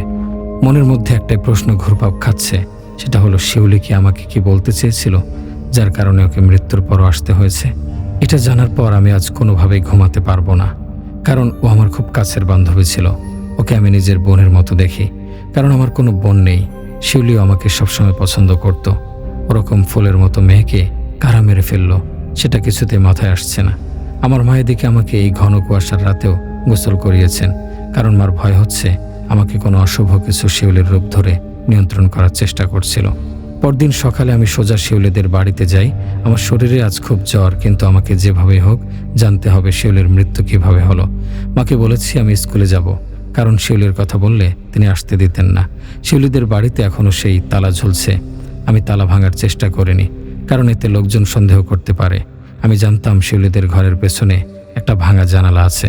আমি তাই বাড়ির পেছনের জায়গাটায় গিয়ে দেখি শিউলিকে যে জায়গায় দাফন করা হয়েছে সেখানটার আশেপাশে কিছু টুকরো কাগজ পড়ে আছে। আমি সেখান থেকে একটা কাগজ নিয়ে খুলে দেখলাম ওতে কালো জাদু করার বিভিন্ন মন্ত্রসহ কারো নখ আর চুল। আমার বুঝতে আর বাকি থাকে না এসবের পেছনে আসলে কি আছে। আমি তবুও জ্বর মাথায় নিয়ে জানালা ভেঙে শিউলিদের ঘরে ঢুকলাম। ভেতরে আসার পর আমি যা দেখলাম তাতে আমার চক্ষু কপালে উঠে যাওয়ার অবস্থা।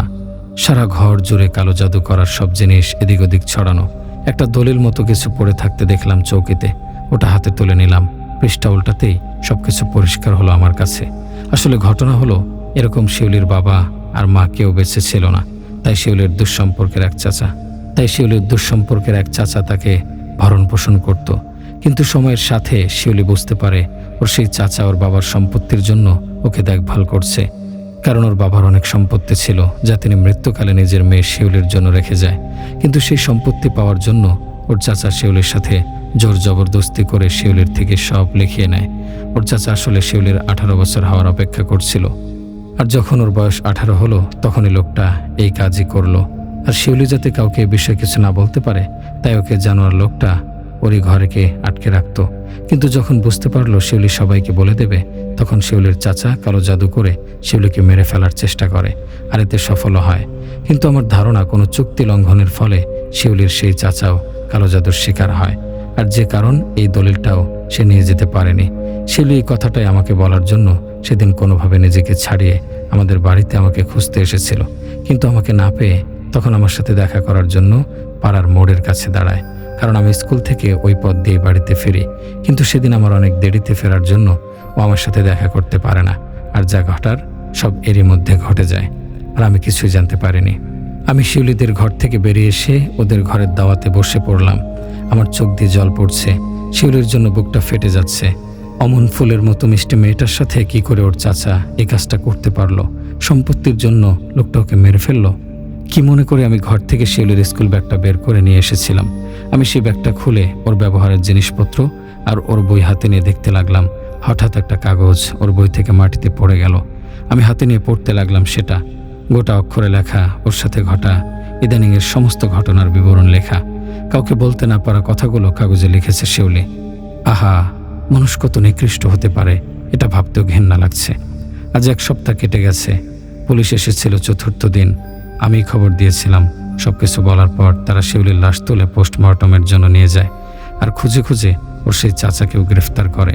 পোস্টমর্টমের পর জানা যায় কত অকথ্য নির্যাতন ওই লোকটা করেছিল ওর ওপর। আজ এসবের বিচারের দিন। ঘটনার শেষ এখানে হলেও পারত, কিন্তু একটার পর একটা ঘটনা যেন আমাকে তাড়া করে বেড়াচ্ছে। এতগুলো ঘটনা সব কেন আমার সাথেই কানেক্ট হচ্ছে আমি বুঝতে পারছি না। এবার আমি আমার নিজের জীবনের ঘটনা বলবো। আজ আমি আমার নানুমণি আর আমার জীবনে ঘটে যাওয়া কয়েকটি অমীমাংসিত ঘটনা শেয়ার করব। তখন 2021 সাল। তখন আমি ক্লাস 10-এ পড়তাম। করোনা মহামারীর কারণে 2020 সালে সমস্ত স্কুল, কলেজ, বিশ্ববিদ্যালয় বন্ধ হয়ে গিয়েছিল। আমার সমস্যাগুলো শুরু হয় জুন মাস থেকে, তবে নির্দিষ্ট তারিখ মনে নেই। একদিন ভোরবেলা আমি ঘুমিয়েছিলাম। হঠাৎ অনুভব করলাম কেউ আমাকে পেছন থেকে জড়িয়ে ধরছে এবং আমার মাথা টিপে দিচ্ছে। ভয়ের সাথে সাথে কালেমা শাহাদাত পড়ে ফেললাম। সেদিন আর কিছু হয়নি। এই ঘটনার 2 দিন পর দিনের বেলায় আমি ঘুমের ওষুধ খেয়ে ঘুমাচ্ছিলাম। হঠাৎ আবারও সে অনুভূতি হলো। পাশাপাশি খুব খারাপ একটা স্বপ্ন দেখছিলাম। তখন আব্বু এসে আমাকে ঘুম থেকে তুলে দিল দুপুরের খাবার খাওয়ার জন্য। খাওয়ার সময় আমি ভাবছিলাম এসব আমার সাথে কেন ঘটছে। আমি এসব ব্যাপারে আগে বিশ্বাস করতাম না, কিন্তু যখন আমার সাথে ঘটতে লাগলো তখন বিশ্বাস করা শুরু করলাম। এরপর প্রায় আমি ভয়ঙ্কর স্বপ্ন দেখতে লাগলাম। যা স্বপ্নে দেখতাম তার কিছু কিছু বাস্তব অনুভব করতাম। আমার সাথে আরও অনেক অদ্ভুত ঘটনা ঘটতে থাকলো। প্রায় সময় দরজা বন্ধ করে পাগলের মতো কান্না করতাম। একটা ঘোরের মধ্যে থাকতাম। প্রচণ্ড যন্ত্রণা হতো, কিন্তু কারোর সামনে প্রকাশ করতে পারতাম না। আমি ভেবেছিলাম হয়তো 2022 সালে সব ঠিক হয়ে যাবে, কিন্তু আমার ধারণা ভুল ছিল। সময়ের সাথে সাথে সমস্যাগুলো আরও বেড়ে যেতে লাগলো। আমার মনে হতো আমি ধীরে ধীরে মানসিকভাবে ভেঙে পড়ছি।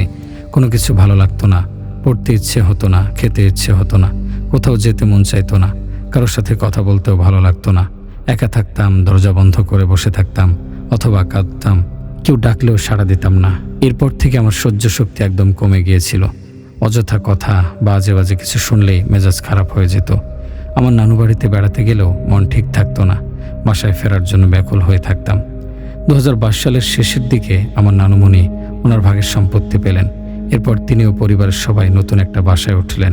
নতুন বাসায় ওঠার 1 মাস পর কোনো এক কারণে বাসাটি ছেড়ে অন্য বাসায় চলে যেতে হয়। কিন্তু সেই নতুন বাসায় থাকার 6 মাস পর থেকে নানুমণি মানসিকভাবে অসুস্থ হতে থাকলেন। সারাক্ষণ কাঁদতেন, আজে বাজে কথা বলতেন, বাসা থেকে বের হয়ে যেতে চাইতেন। দিন দিন তার পাগলামি বাড়ছিল, যা সহ্য করা কঠিন হয়ে যাচ্ছিল। 3 মাস পর নানুমণি পুরোপুরি সুস্থ হয়ে গেলেন। কিন্তু 2023 সালের 1 ডিসেম্বর আমার নানা ভাই আমাদের ছেড়ে না ফেরার দেশে চলে গেলেন। এই শোক নানুমণি সহ্য করতে পারলেন না। ব্রেনের শক খেয়েছিলেন। এরপর থেকে তিনি আরও বেশি অসুস্থ হয়ে পড়লেন। এক কথায় পুরোপুরি মানসিক ভারসাম্য হারিয়ে ফেললেন। নানুমণি সারাক্ষণ পাগলের মতো কাঁদতেন, আজে বাজে কথা বলতেন। তাকে অনেক হুজুর দিয়ে ঝাড়ফুঁক করানো হলো, কিন্তু কোনো লাভ হলো না। তার অবস্থা ক্রমশ খারাপ হচ্ছিল। পরিস্থিতি খারাপ হওয়ায় নানুমণিকে আমাদের বাসায় নিয়ে আসা হয়। পরিচিত একজন হুজুর তাকে ঝাড়ফুঁক করেন এবং জানান ওনার ওপর জাদুটোনা করা হয়েছে। আম্মুকে আয়না দিয়ে দেখানো হয়েছিল কে জাদু করেছে, কিন্তু আম্মু বিষয়টি আমাদের সবার কাছ থেকে গোপন রেখেছিলেন। পরে কিছু নিকটাত্মীয়ের মাধ্যমে জানতে পারলাম কে আমাদের নানুমণির এত ক্ষতি করেছে। নানুমণির অবস্থা এতটাই খারাপ হয়ে গিয়েছিল যে আমরা তাকে জোর করে মামার বাসায় নিয়ে যাই। সেখানে গিয়ে তিনি আরও ভয়ঙ্কর আচরণ করতে লাগলেন। প্রায় সময় পাগলের মতো হাসতেন, কাপড় খুলে ফেলতেন, মামাকে মারতেন, মামার বউকে মারতেন, আরও অনেক অদ্ভুত ঘটনা ঘটাতেন। অবশেষে আমরা বাধ্য হয়ে তাকে 1 মাসের জন্য মানসিক হাসপাতালে ভর্তি করাই। ঈদের 2 দিন আগে নানুমণিকে বাসায় আনা হয়, কিন্তু ঈদের 2 দিন পর তিনি একটি ভয়ঙ্কর দুর্ঘটনায় ইন্তেকাল করেন। নানুমণির মৃত্যু আমার কাছে এক ভয়ানক ধাক্কা ছিল। তার ইন্তেকালের 2 মাস পর থেকে আমি পাগলের মতো কাঁদতাম, ছটফট করতাম, প্রায় খারাপ খারাপ স্বপ্ন দেখতাম। যা সহ্য করা অসম্ভব হয়ে উঠছিল। আমি একা একা ছাদে গিয়ে আনমনে বসে থাকতাম, নিজে নিজে কথা বলতাম আর পাগলের মতো কাঁদতাম। 2025 সালের দিকে আমার সমস্যাগুলো আরও বেড়ে গেল। এক পর্যায়ে আমি আমার পরিচিত এক আপুদের সব বললাম। তিনি তার পরিচিত এক দাদির কাছে বিষয়গুলো শেয়ার করলেন। সেই দাদি জানালেন, আমার ওপর কুফরি কালাম চালান করা হয়েছে। এগুলো করা হয়েছে অনেকগুলো উদ্দেশ্য নিয়ে, যেমন আমার বিয়ে বন্ধ রাখতে, ভবিষ্যতে সন্তান না হওয়ার জন্য, যাতে আমি কখনো সফল হতে না পারি, এমনকি মানসিকভাবে পাগল হয়ে আত্মহত্যা করে ফেলি। তারা চেয়েছিল আমার চরিত্রে কলঙ্ক লাগিয়ে আমাকে ধ্বংস করে দিতে। আমি অবশেষে জেনে গেলাম আমার এত বড় ক্ষতি কে করেছে। এরপর থেকে তাদেরকে আমি দু চোখে দেখতে পারি না, সহ্য করতে পারি না। তাদের জন্য খুব ঘৃণা অনুভব করি। আমি এখন আর তাদের আগের মতো শ্রদ্ধা করি না, সম্মান করি না। যারা আমার এত বড় ক্ষতি করেছে তাদের বিচার আমি মহান রব্বুল আলামিনের কাছে ছেড়ে দিলাম। এখন তাদের ঘরে অশান্তি চলছে। ঘটনাগুলো এমনভাবেই আমার কানেই কেন আসছে বুঝতে পারছি না। জানি না সামনের দিনগুলোতে আমি আরও কি জানবো। যাই হোক, আপনারা আমার কোনো ভুল হলে ক্ষমা সুন্দর দৃষ্টিতে দেখবেন। আজ আমার লেখা এভাবে শেষ করছি। দর্শক, আজকের ঘটনাগুলি সবগুলোই খুব বিচিত্র। যিনি আমাদের সাথে সব শেয়ার করেছে তিনি অনেকগুলো ঘটনা এক এক করে আমাদের মাঝে পাঠিয়েছেন।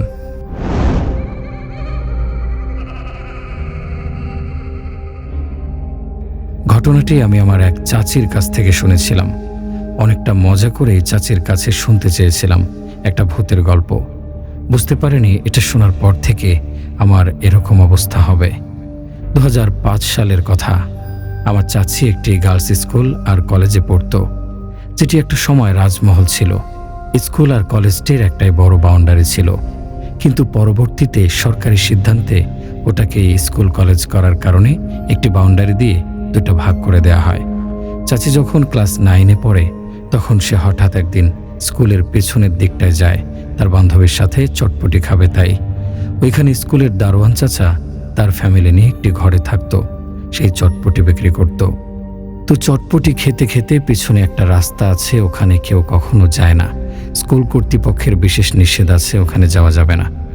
ওখানে নাকি একটি ওয়াশরুম আছে যেটি 7 দরজাওয়ালা। এটা সবসময় চাচিকে ভাবাতো। চাচি ভেবেছিল যাতে কেউ ওই দিকটা না যায়, তাই সবাইকে বারণ করা হয়েছে।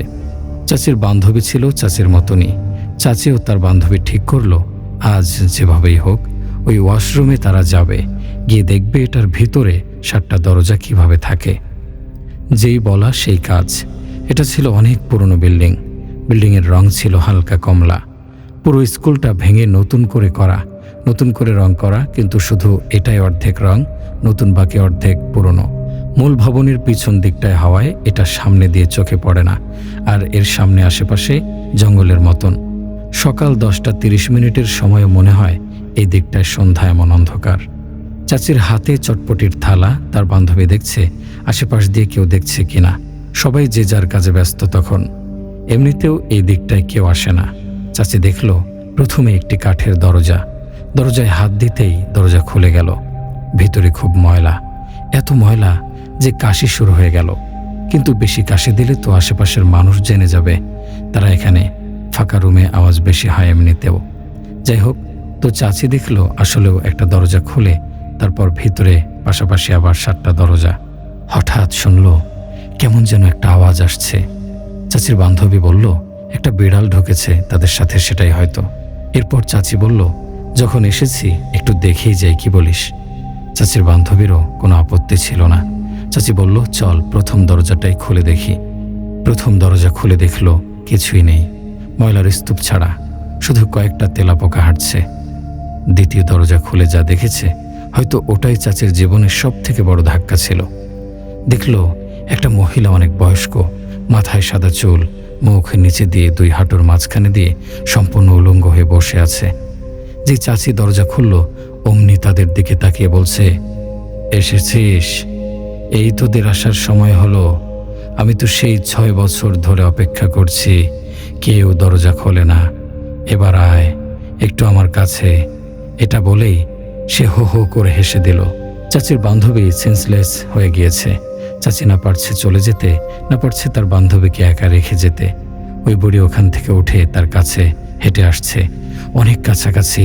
তার কানের কাছে মুখ নিয়ে বলল, ওরা আমাকে এভাবে উলঙ্গ করে রেখে গিয়েছিল, আজ তোকে করবে। আর তুই যদি চাস আমি তোকে অনেক কিছু দিতে পারবো। তোর মতন সাহসী মেয়ে আমার দরকার। চাচির চোখ বন্ধ ছিল। চাচির চোখ খুলে দেখলো কেউ নেই। চাচি আর কোনো কিছু না ভেবে তার বান্ধবীকে উঠিয়ে তাকে কাঁধে করে বাইরে নিয়ে গেল। দারোয়ান চাচার ঘরে গিয়ে বলল, চাচা একটু দেখেন, ওর নাকে মুখে একটু পানি দেন। চাচা জানতে চাইল, তোমার মুখে এত ঘাম কেন, কি হয়েছে, কোথায় গিয়েছিলে? চাচি আর কিছু লুকালো না, সব বলে দিল। দারোয়ান চাচা শুধু একটা কথাই নাকি বলেছে সেদিন, তুমি এটা কি করলে মা? তুমি জানো না ওই ঘরটা অনেক কষ্টে হুজুর বন্ধ করে দিয়ে রেখেছে। কাউকে কোনোদিন খুলতে মানা করেছে, যার কারণে ওটার কোনো কাজও করাতে পারেনি। অর্ধেক কাজ করে বন্ধ করে দিয়েছি। আমরা এখানেই 10 বছর থাকি, গত 7 বছর এটা আটকানো। তার আগের প্রতিটা রাত ছিল আমাদের জন্য এক একটা ভয়ঙ্কর রাত। সেটা বুঝি আবার আজ থেকে শুরু হয়ে গেল। তোমার এক ভুলের কারণে আমাদের কাকে যে এর মাসুল গুনতে হবে জানা নেই। চাচি আর কিছুই বলার বা শোনার মতন অবস্থানে ছিল না। এরপর 7 দিন চাচির প্রচণ্ড জ্বর ছিল। 7 দিন পরে স্কুলে গিয়ে শুনতে পেল 3 দিন আগে দারোয়ান চাচার লাশ স্কুলের গেটের 7 দিন পরে স্কুলে গিয়ে শুনতে পেল 3 দিন আগে দারোয়ান চাচার লাশ স্কুলের গেটে রাতে পাওয়া গিয়েছে। সবাই ধারণা করেছে সে হার্ট অ্যাটাক করেছে, কিন্তু তার মুখে নাকি অনেক রক্ত ছিল। যাই হোক, চাচি সেই দারোয়ান চাচার স্ত্রীর কাছে জানতে চাইল, আপনাদের সাথে আসলে কি হতো 6-7 বছর আগে যে চাচা বলেছিল? চাচি বলল, তারা যখন প্রথম এখানে এসেছে তখন এসব কিছু জানতো না। এটা ছিল একটি রাজমহল। এই রাজমহলের এই পিছনে ছিল রাজকন্যার থাকার জায়গা। রাজকন্যা খুবই শৌখিন ছিল, তার ওয়াশরুম ছিল এই জায়গায়। এসব কিছু আগে জানতো না তারা। সমস্যা এখানেই শেষ না, বরং শুরুটাও এখান থেকেই। স্কুলের দেখাশোনার চাকরি সূত্রে তাদের ঘরটি ঠিক এই জায়গায়। রাতে টিনের চালে জোরে জোরে শব্দ হওয়া শুরু করলো। দারোয়ান চাচার একটি ছেলে ছিল, অনেক রাত পর্যন্ত পড়তো। সে ভাবল বুঝি তাদের টিনের চালে খাটাস বসেছে। একদিন রাতে আর সহ্য করতে না পেরে সে বের হয়ে দেখল একজন বুড়ি মহিলা সম্পূর্ণ উলঙ্গ অবস্থায় টিনের চালে বসে আছে। যেই ওই ছেলেটাকে দেখল, লাফ দিয়ে ওর ঘাড়ে এসে বসলো। ও কোনো কিছু না বুঝে অজ্ঞান হয়ে গেল। এরপর থেকে শুরু হলো ছেলেটার অবস্থা দিনে দিনে খারাপ হতে লাগলো। ছেলেটা কোনো কথা বলতে পারে না, ঘুমোতে পারে না, খেতে পারে না, সারাক্ষণ ভয়ে কাঁপে। আবার রাত হলে সেই শব্দ, কখনো দরজা নাড়ার শব্দ, দরজা খুলে দেখে কেউ নেই।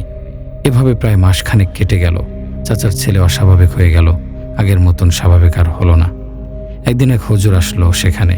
সে অনেকক্ষণ সবকিছু দেখার পরে জানালো, এখানে এমন এক বদ জিন রয়েছে যেখানে একজন মানুষকে ক্ষতি করে মেরে ফেলেছে। মহিলা মরে যাওয়ার পর ওই মহিলার রূপ ধরে এখানে রয়ে গেছে জিনটি। সেই জিন এখানের সবাইকে ক্ষতি করছে। আর এই জিন এতটাই ভয়ানক, যে কোনো সময় যে কোনো মানুষকে গলায় রক্ত উঠিয়ে মেরে ফেলতে পারবে। আর যদি কোনো মানুষ পায় পছন্দের, তাহলে তার ভেতরেও চলে যাবে। আর সেই থেকেই হুজুর ওই রুমে দোয়া দরুদ পড়ে বন্ধ করে দিয়ে বলেছিল, জীবনে কেউ কোনোদিন যেন এই রুমের দরজা না খোলে। দরজা খুলে ফেললে সেই জিন বের হয়ে মানুষের ক্ষতি করবে, আর তখন সেই জিন আরও ভয়ানক রূপ নেবে। সেই থেকেই দরজা বন্ধ ছিল। এরপর সেই দরজা খোলার পর সেই জিন মুক্তি পেয়ে তোমাদের দারোয়ান চাচাকে মুখে রক্ত উঠিয়ে মেরে ফেলে। আর ধীরে ধীরে আমাদের পালা। আমার চাচি বলল, আমার চাচির নাম হচ্ছে মহুয়া।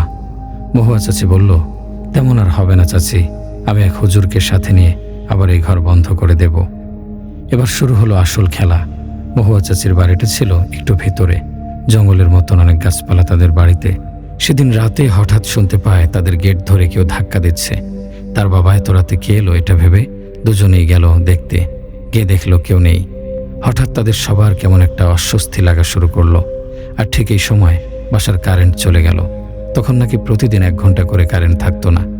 মহুয়া চাচি মোমবাতি জ্বালাচ্ছিল। জ্বালিয়ে মোমবাতির আলো দেখলো সেই বুড়ি দাঁত বের করে হাসছে। চাচি চিৎকার দিয়ে উঠল। সবাই তার পাশে আসলো, কিন্তু দেখলো কেউ নেই। একটু পরে চাচি সোফায় বসেছিল। সোফার নিচে এক পার উপরে এক পা। হঠাৎ দেখলো সোফার নিচ থেকে বুড়ির মাথা বের করে তার পায়ের উপর কামড়ে দিয়ে দিল। চাচি চিৎকার দিয়ে অজ্ঞান হয়ে গেল। চাচির অবস্থা খুব খারাপ হয়ে গেল। চাচি বিছানায় শুয়ে থাকলেও দেখে পায়ের পাশে বুড়ি বসে আছে, কিন্তু কেউ দেখে না। কিন্তু সবাই একটা বাজে পোড়া পোড়া গন্ধ পায়। চাচির চোখের নিচে কালি পড়ে গেল। চাচি খেতে পারে না, ঘুমোতে পারে না। সারাদিন বুড়ি নাকি চাচির শরীর চেটে দেয়।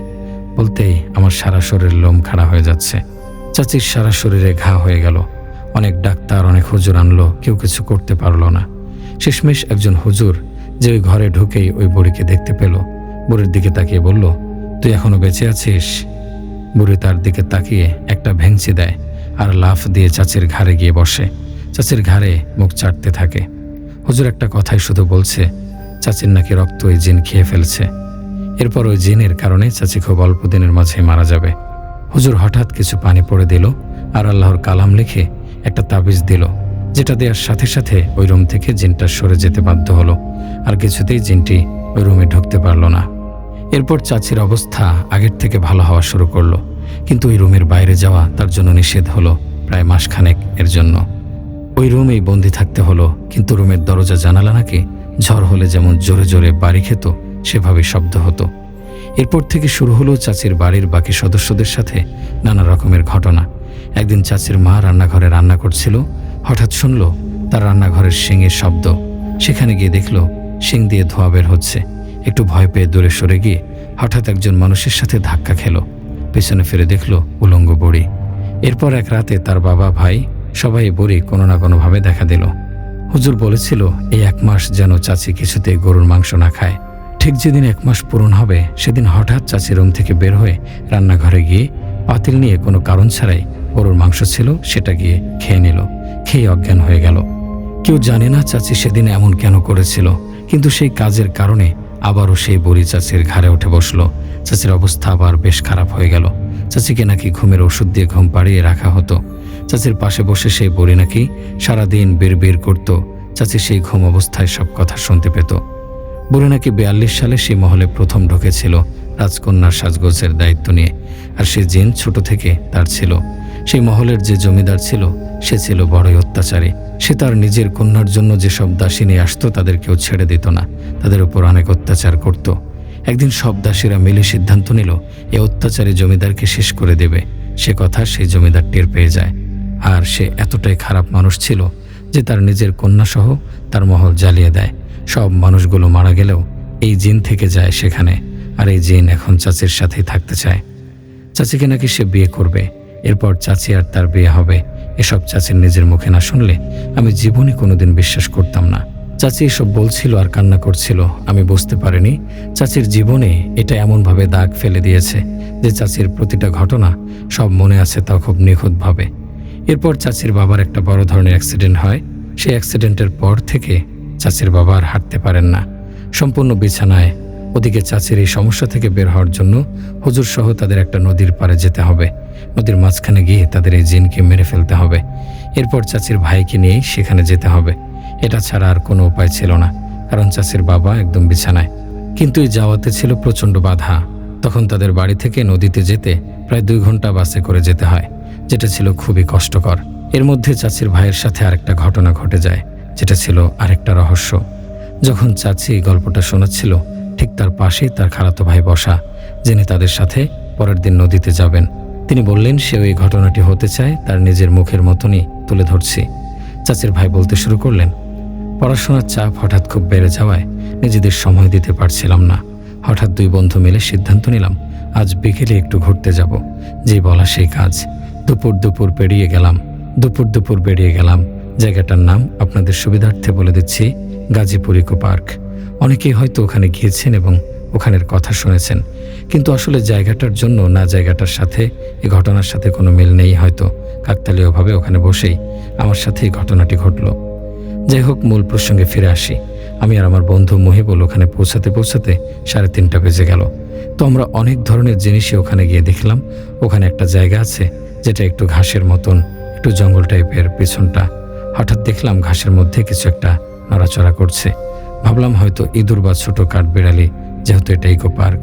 কাছে গিয়ে দেখলাম এটা একটা কবুতর, কিন্তু কোনো স্বাভাবিক কবুতর নয়, একটি আঘাতপ্রাপ্ত কবুতর। আর এই আঘাতও কোনো স্বাভাবিক আঘাত নয়। কবুতরটির গলা দিয়ে রক্ত পড়ছে আর গলায় একটা তাবিজ বাঁধা আছে। আমি যেহেতু দর্শনে পড়ি, এসব নিয়ে কখনোই এর আগে জ্ঞান ছিল না। আমি ভাবলাম কোনো মানুষ হয়তো কবুতরটার সাথে মজা করতে গিয়ে গলায় এটা বেঁধে দিয়েছে। কিন্তু যখন দেখলাম কবুতরটি খুব কষ্ট পাচ্ছে, তখন আমি নিজ হাতে ওটা খুলে ফেললাম। খোলার পরে দেখলাম হিন্দুদের অনেক ধরনের লেখা ওখানে লেখা। আমার বন্ধু মহিবুল আবার এসব বোঝে। ও আমাকে বলল, এটা একটু অস্বাভাবিক মনে হচ্ছে, আমরা এটা পুড়িয়ে ফেলি, এটাই আমাদের জন্য ভালো হবে। আমাদের একটু দূরেই ছিল এক ফুচকাওয়ালা মামাকে জিজ্ঞেস করি, মামা তোমার কাছে কি পুড়িয়ে ফেলার কিছু আছে? মামা বলল, হ্যাঁ আমার কাছে লাইটার আছে। তো আমরা একটু দূরে গিয়ে লাইটার দিয়ে এটা পুড়িয়ে ফেলি। তো এখন আমরা ভাবলাম এই কবুতরটি দিয়ে কি করব। ফুচকাওয়ালা মামা বলল, মামা আমি তো কবুতর পালি, আপনারা কবুতরটি আমাকে দিয়ে দিন। আমরাও দেখলাম কবুতরটির অবস্থা খুব খারাপ, একটু পরে হয়তো মরে যাবে, তাই আমরা এটা ফুচকাওয়ালা মামাকে দিয়ে দিলাম। তো বাসায় ফেরার পথেই আমি দেখলাম আমার হাতটা খুব ব্যথা করছে এবং মাথা প্রচণ্ড ব্যথা করছে, মানুষের জ্বর আসলে যেমন হয়। আমরা 4-5 বন্ধু মিলে একটি বাসা মেসের মতন করে থাকি। সেখানে একটা রুমে 2 জন করে থাকে। তো সেদিন আমার রুমমেট বাড়ি চলে গিয়েছিল। বাসায় গিয়েই আমি শুয়ে পড়ি কিছু না খেয়ে। বাসায় যাওয়ার পর দেখলাম আমার ডান হাতটা একদম অনেক ফুলে গিয়েছে, পানি আসলে যেমন হয় বা কোনো পোকা কামড় দিলে যেমন অনেক ফুলে ওঠে সেরকম। আমার বন্ধুদের দেখালাম, ওরা বলল একটা নাপা খেয়ে ঘুমিয়ে যা। আমি নাপা খেয়ে শুতে চলে গেলাম। আমার রুমটা ছিল কর্নারে, 2টা বেড, 2টা টেবিল, এছাড়া একটা থাই গ্লাসের জানালা। তো আমি শুয়েছিলাম হয়তো 8টা বাজে তখন। মাঝে মাঝে সকালে এসে কুটকুট করে শব্দ করে জানালার সাথে সেটার একটা শব্দ হয়। আমি হঠাৎ সেই রাতে শুনতে পেলাম সেই কুটকুট শব্দ আমার ঘুম ভেঙে গেল। ঘুম ভাঙার পরে আমি চেক করলাম এই রাতে কোনো পাখি শব্দ করে, কিছুই দেখতে পেলাম না। পরে শরীরটা সঙ্গ দিচ্ছিল না, ডাইনিংয়ে গিয়ে শুয়ে পড়লাম। ঘুমের মধ্যে আমি স্বপ্নে দেখলাম একজন অনেক বড় চুল এবং সেই চুলে অনেক জট এবং তার পরনে একটি লাল ধুতির মতন জিনিস, অনেকটা তান্ত্রিকের মতো দেখতে। সে কঠিন চোখে আমার দিকে তাকিয়ে আছে আর আমাকে বলছে, আজকে তুই এই কাজটা একদম ঠিক করলি না, কি শাস্তি তোকে পেতেই হবে। আমার শরীরে ঘাম দিয়ে ঘুম ভেঙে গেল, প্রচণ্ড ভয় পেয়ে গেলাম। উঠে পানি খেলাম, তৃষ্ণা কিছুতে মিটছে না। জীবনে প্রথম এরকম ভয় পেলাম। এরপর ডাইনিংয়ের লাইট জ্বালানো অবস্থায় ঘুমিয়ে পড়লাম। সেদিন রাতে বারবারই ভয়ে ঘুম ভেঙে যাচ্ছিল। শরীর এতটা খারাপ তবুও ঘুম ভেঙে যাচ্ছিল, ব্যথাটা অনেক বেড়ে গেল। সকালের দিকে বাবার ফোনে ঘুম ভেঙে গেল। বাবা জানালো আমার ফুফু মারা গিয়েছে, এখনই ব্যাগ গুছিয়ে বাড়ি যেতে হবে। আমিও কোনো কিছু চিন্তা না করে বাড়ির দিকে রওনা হলাম। আমার বাড়ি খুলনা। আমি সায়দাবাদ থেকে বাসে উঠলাম সকাল 10টা নাগাদ। আমি বাসে ওঠার পরও খুব অসুস্থ বোধ করছিলাম। আমার পাশের সিটটা ফাঁকা ছিল। বাসে বসে ঘুমিয়ে গেলাম। বাসটা ভাঙা এসে একটু থামলো, তখন ঘুমটা ভেঙে গেল। পাশে তাকিয়ে যেটা দেখলাম সেটার জন্য আমি একদমই প্রস্তুত ছিলাম না। পাশে ঠিক সেই লোকটা যাকে আমি গতকাল রাতে তান্ত্রিক রূপে স্বপ্ন দেখেছি, কিন্তু এর পরনে ছিল প্যান্ট শার্ট। আমার দিকে কঠিন চোখে তাকিয়ে আছে। আমি ভয় পেয়েও মাথা ঠান্ডা রেখে তাকে জিজ্ঞেস করলাম, আপনি কোথা থেকে এখানে উঠলেন, কোথায় যাচ্ছেন? আমার কোনো প্রশ্নের উত্তর সে দিল না। আমার দিকে সে কঠিন চোখে তাকিয়ে আছে, যেন আমি ভস্ম হয়ে যাব। সে আমাকে কোনো কথা না জিজ্ঞেস করলে শুধু জিজ্ঞেস করলো, বাবু তোমার হাতে কি হয়েছে? আমি বললাম কিছুই হয়নি, হঠাৎ করে ব্যথা এবং ফুলে ওঠা। আমার দিকে তাকিয়ে হেসে দিল। এরপর আমি অন্যদিকে ফিরে ঘুমানোর চেষ্টা করলাম, তার দিকে তাকানোর আর কোনো সাহস হলো না। ঘুমিয়ে পড়েছিলাম। হঠাৎ উঠলাম বাসের 20 মিনিটের ব্রেকে। সেখানে আমি এবং সেই লোকটি একসাথে নামলাম। নামার পর আমি আমার কাজে ব্যস্ত হয়ে পড়লাম। ফ্রেশ হলাম, একটু খাবার খেলাম। তাকে আর কোথাও নজর পড়ল না। ভাবলাম হয়তো এত মানুষের ভিড়ে কোথায় যেন আছে। ব্রেক শেষ হলে বাসে উঠলাম। ওঠার পর বাস যখন প্রায় ছেড়ে দিচ্ছে, কন্ডাক্টরকে বললাম, ভাই আমার পাশের লোকটি আসেনি, একটু দেখেন কোন দিকে গেল। উনি গুনে বললেন, এখানে তো 28 জনের এন্ট্রি, 28 জনই আছে, আপনার পাশে তো কেউ ছিল না ভাই। আমার বুকের ভেতরটা ধক করে উঠল। কিছু না বলে চুপ করে ফুফুর বাড়ি আসলাম। ওখানে গিয়ে কাউকে কিছু বললাম না, কারণ সবার মন খারাপ। জানাজা হলো, দাফন হলো। এদের বাড়ি পৌঁছাতে পৌঁছাতে প্রায় বিকেল। সন্ধ্যায় খেয়ে প্রায় রাত 8:30 সকালে ঘুমিয়ে যায় গ্রামে। আমাদের বাড়িতে 4টি ঘর। একটাতে আমার বাবা মা থাকেন, একটাতে চাচা চাচি থাকেন, আর একটাতে আমার চাচাতো ভাই রানা থাকে। সে বাবার ক্ষেত আর চাচার ঘেরের দেখাশোনা করে। আর একটাতে আমি থাকি। আমার ঘরটা তালা দেয়া থাকে। আমি যখন যাই সেখানে গিয়ে থাকি। আমাদের পুকুরটি আমার ঘরের পেছনে, জানালা দিয়ে দেখা যায়। খেয়ে দিয়ে ঘুমিয়ে পড়লাম। একে তো শরীর ভালো না, তারপর আবার জার্নি, সব মিলিয়ে ঘুম আসতে সময় লাগেনি। হঠাৎ একটা শব্দে ঘুম ভেঙে যায়। আপনারা যারা টিনের ঘরে থাকেন, যদি সেখানে কেউ ইট মারে বা গাছ থেকে কোনো ফল পড়ে, যেমন জোরে জোরে আওয়াজ হয়, ঠিক সেরকম। ঘুম ভাঙার পর উঠলাম, ভাবলাম বাবাকে ফোন দেই, এত রাতে কিসের শব্দ। অমনি দেখলাম ফোনে চার্জ নেই, ফোন বন্ধ। চার্জার খুঁজতে গিয়ে দেখি ঢাকা ফেলে এসেছি। তারপর শব্দটাও আর হচ্ছে না। এরপর ভাবলাম যা হবার হয়েছে, এখন ঘুমিয়ে পড়ি। সবাই ঘুমাচ্ছে, সকালে উঠে দেখা যাবে কি হয়েছিল। আবার ঘুমিয়ে পড়লাম। মাঝরাতে ঘুম ভেঙে গেল কয়েকজন মানুষের কথার শব্দে।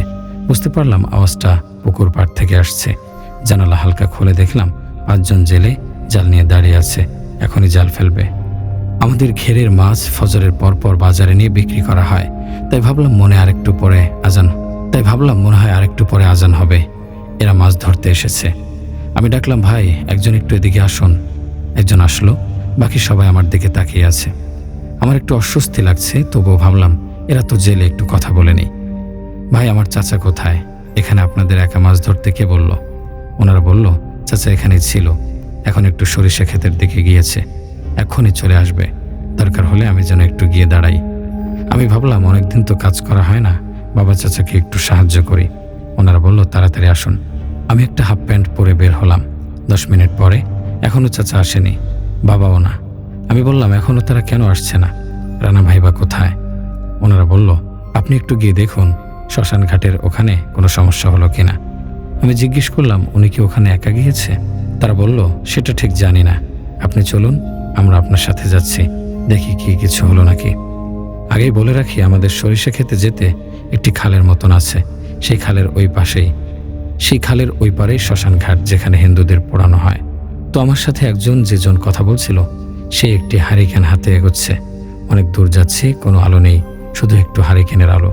একটু দূরে যেতে জিজ্ঞেস করলাম যে, ভাই আপনার বাড়ি কোথায়? হঠাৎ শুনতে পেলাম, বলল টঙ্গী। আমার গা শিউরে উঠল, কণ্ঠটা কেমন যেন অন্যরকম। আর টঙ্গী এখানে মানুষের বাড়ি কেন হবে? ওই লোক আমার থেকে একটু পেছনে ছিল। পেছন ফিরে তাকিয়ে দেখলাম কেউ নেই। আমার শরীরের সকল লোম খাড়া হয়ে গেল। সামনে খালের ওই পারে দেখলাম সেই তান্ত্রিক লোকটা। আমি স্বপ্নে তাকে যে কাপড়ে দেখেছিলাম, ঠিক সেই কাপড়ে। উনি এক পলকের মাথায় খালের ওপার থেকে এপারে চলে এলো। আমাকে বলল, তুই যে কাজটি করলি সেটা ঠিক করলি না, এবার তো সেই শাস্তি পেতেই হবে। সেই শাস্তি তোকে আমি এখন দেব। এরপর আমাকে ধাক্কা দিয়ে সরিষা ক্ষেতের মধ্যে ফেলে দিল, আমার পা টান দিয়ে নিচে শুয়ে ফেলল। এরপর উনি আমার বুকের উপর বসে পড়ল। কিন্তু আশ্চর্যের ব্যাপার হচ্ছে, আমার বুকে কোনো ওজন ছিল না। উনি আমার গলা চেপে ধরল। আমার মনে হচ্ছিল আমার গলা দিয়ে কোনো শব্দ বের হচ্ছে না। এরপর আমার শরীরটাকে উল্টো করে ফেলল। মনে হলো যে আমি কোনো মানুষ না, একটা পুতুল। আমার পা ধরে টেনে নিয়ে যাচ্ছিল আর বলছিল, আমার জাদুর উপর শক্তি প্রয়োগ, আজ তুই বুঝবি আমার উপরে বাধা সৃষ্টি করার ফল কি হয়। এরপর খালের উপর দিক দিয়ে একটা খুঁটি বাঁধা ছিল, যেটাতে গরু বাঁধা হয়, যার কারণে ওটা খুব শক্ত। ওটা আমি ধরে ফেলি, কিন্তু বিশ্বাস করুন আমার শরীরে কোনো শক্তি ছিল না, মানসিক শক্তি দিয়েই সব করছিলাম। আমাকে খুব জোরে টানছিল পায়ের দিক দিয়ে। হঠাৎ দেখলাম রানা ভাই আমার দিকে দৌড়ে আসছে। আমার আর কিছু মনে নেই, শুধু শেষবারের মতন তান্ত্রিক লোকটাকে দেখলাম, যেন হাওয়াতে মিশিয়ে গেল। সকালে ঘুম ভাঙলো, দেখতে পেলাম আমি আমার খাটে শুয়ে আছি। রানা ভাই আমার পাশে, তাকে জিজ্ঞেস করলাম কি হয়েছিল রাতে। আমার জ্ঞান যাওয়ার পর সে বলল, সে ক্ষেত পাহারা দিচ্ছিল, তখন কিছু শব্দে সে দেখার জন্য আসার পর দেখলো আমাকে কিছু একটা টেনে খালের দিকে নিয়ে যাচ্ছে, কিন্তু আমার পায়ের দিকে কেউ নেই। বুঝতে পেরেছিল যে কিছু একটা খারাপ শক্তি এসব করছে। সে সময় মতো না পৌঁছলে হয়তো আমি আর বেঁচে ফিরতে পারতাম না। এরপর বাবাকে পুরো ঘটনা খুলে বললাম। বাবা ইমাম সাহেবের সাথে ব্যাপারটা বলল। তিনি আমাকে একটি তাবিজ আর পানি পড়া খেতে বলল, আর সবসময় দোয়া, জিকির আর 5 ওয়াক্ত নামাজ সময় মতো পড়ার জন্য বলল। আমি যখন জানতে চাইলাম জেলেদের ব্যাপার, তখন ইমাম সাহেব সব খুলে বলল। আসলে সেই কবুতরের গায়ে যে তাবিজ ছিল, সেটা ওই তান্ত্রিক কারো ক্ষতির জন্য করেছিল। ওই কবুতরের সাথে যাকে ওই জাদু করা হয়েছে, সেই লোক মারা যেত। আর ওই জেলেগুলো ছিল মানুষরূপী জিন, যারা ওই তান্ত্রিকের কথা মতো আমাকে বাড়ি থেকে বের করে সেই জায়গায় নিয়ে যায়।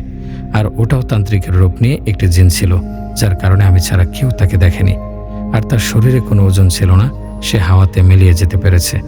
যাই হোক, চাচির ভাইয়ের এই ঘটনাটি পড়ে শোনাতে চেয়েছিলাম, কিন্তু এই দুটির একটি যোগসূত্র রয়েছে, যার কারণে এটা বলতে হচ্ছে। পরের দিন তারা রওনা দিল, বাধা আর বাধা।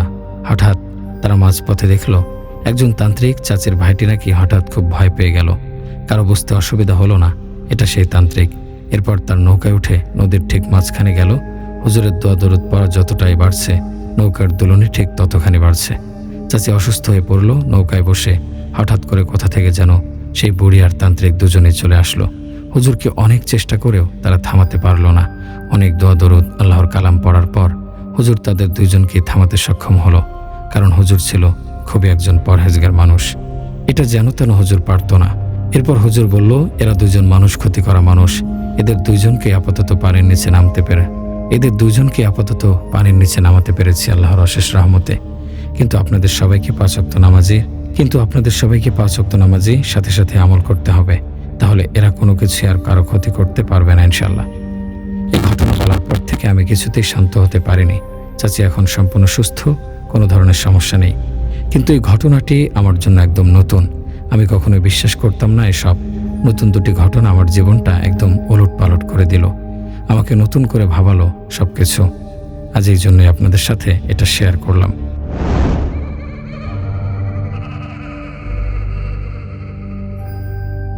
আমার নাম রাজু। আজ আমি যে ঘটনাটি শেয়ার করব সেটি শতভাগ সত্য। বিশ্বাস করা বা না করা সম্পূর্ণ আপনার বিষয়, তবে যেটা ঘটেছে সেটাই বলবো। আমার বাড়ি গাজীপুর উপজেলার মল্লিকবাড়ি ইউনিয়নে। আমাদের গ্রামটা খুবই নিরিবিলি, শান্ত। একবার যদি কেউ এই গ্রাম দেখে তাহলে তার ভালো না লেগে পারে না। কিন্তু এই সৌন্দর্যের আড়ালে লুকিয়ে আছে এক ভয়ঙ্কর বিভীষিকা, যা বছরের পর বছর গ্রামের মানুষদের আতঙ্কে রেখেছে। গ্রামের শেষ প্রান্তে ছিল এক পুরনো পরিত্যক্ত বাড়ি। দিনের আলোয় সেটি দেখতে সাধারণ ধ্বংসপ্রাপ্ত কাঠের ঘর ছাড়া কিছু মনে হতো না। তবে সূর্য অস্ত যাওয়ার পর সেই বাড়ির রূপ পাল্টে যেত। কেউ কেউ বলতো বাড়িটির ছাদে অদ্ভুত কিছু নড়াচড়া করে, আবার কেউ বলতো জানালাগুলো এমনভাবে কাঁপে যেন কেউ ভেতর থেকে বেরিয়ে আসতে চাইছে। আবার কেউ বলতো দিনের বেলায় ওখানে কেউ গেলে আর ফিরে আসে না, আর রাতের বেলায় ওখানের আশেপাশেও যদি কেউ যায় তাহলেও হয়তো তার কোনো অস্তিত্ব থাকবে না। যাই হোক, মূল ঘটনায় চলে যাই। এটি অনেক অনেক বছর আগের ঘটনা। যে ঘটনাটির সঙ্গে এই জায়গাটি জড়িয়ে আছে সেটাই আজকে আপনাদের সাথে শেয়ার করতে চাচ্ছি। অনেক বছর আগে এই বাড়িতেই থাকতেন এক রহস্যময় সাধক। রহস্যময় সাধক বলতে যারা মানুষের ক্ষতি করে, বিভিন্ন ধরনের মন্ত্র জাদু করে থাকে। শোনা যায় তিনি কালো জাদু করতেন। দিনের বেলায় কেউ তাকে দেখতে পেত না, তবে রাত গভীর হলে তিনি উঠানে ধূপ জ্বালিয়ে বসতেন। সামনে থাকতো কিছু হাড়গোড়, এক অদ্ভুত কালো কাপড়ে মোড়ানো বই, আর মাটিতে আঁকা থাকতো কিছু অজানা প্রতীক। সে এক অদ্ভুত মানুষ ছিলেন। মানুষ বললে ভুল হবে, সে যে আসলে মানুষ ছিলেন সেটি আসলে কেউই জানেন না। সেই সাধক হঠাৎ একদিন নিখোঁজ হয়ে যান। কেউ জানতো না তিনি মারা গেছেন নাকি অন্য কোথাও চলে গেছেন। কিন্তু তারপর থেকেই বাড়িটি অদ্ভুত আচরণ করতে শুরু করে। গ্রামের কেউ সেই বাড়ির আশেপাশে যেতে সাহস করতো না। বলে নেই, কেউ তো তাকে দেখতো না, তাহলে কি করে বুঝলো যে সে নিখোঁজ? এই পাশ দিয়ে অনেকেই কাজে যেত বা কোনো কারণে এখান থেকে যেত, তখন দূর থেকে রাতের বেলায় এখানে আগুনের আলো দেখা যেত। কিন্তু হঠাৎ কেউ আর এখানে কোনো কিছুই দেখতে পেল না। কিন্তু কৌতূহল সবসময় মানুষকে বিপদের দিকে টেনে নেয়। মানুষের কোনো দরকার ছিল না এখানে কে আছে কে নেই এটা জানার, কিন্তু মানুষ সবসময় নিজের বিপদের জন্য নিজেই দায়ী থাকেন। এই সাধক কারো সাথেই কখনো না কথা বলতো বা দেখা দিত। কি দরকার তার উপরে এতটা আগ্রহ দেখানোর বলেন? যাই হোক, রাজু, নাহিদ আর জামান 3 বন্ধু ছিল, ভয়ডরহীন। এরা সবসময় একসাথে চলাফেরা করত, একসাথে আড্ডা দিত। এক রাতে তারা সিদ্ধান্ত নিল সেই বাড়ির রহস্য ভেদ করবে। তাদের মাথায় এমন ভূত কেন উঠল আমরা কেউ জানি না।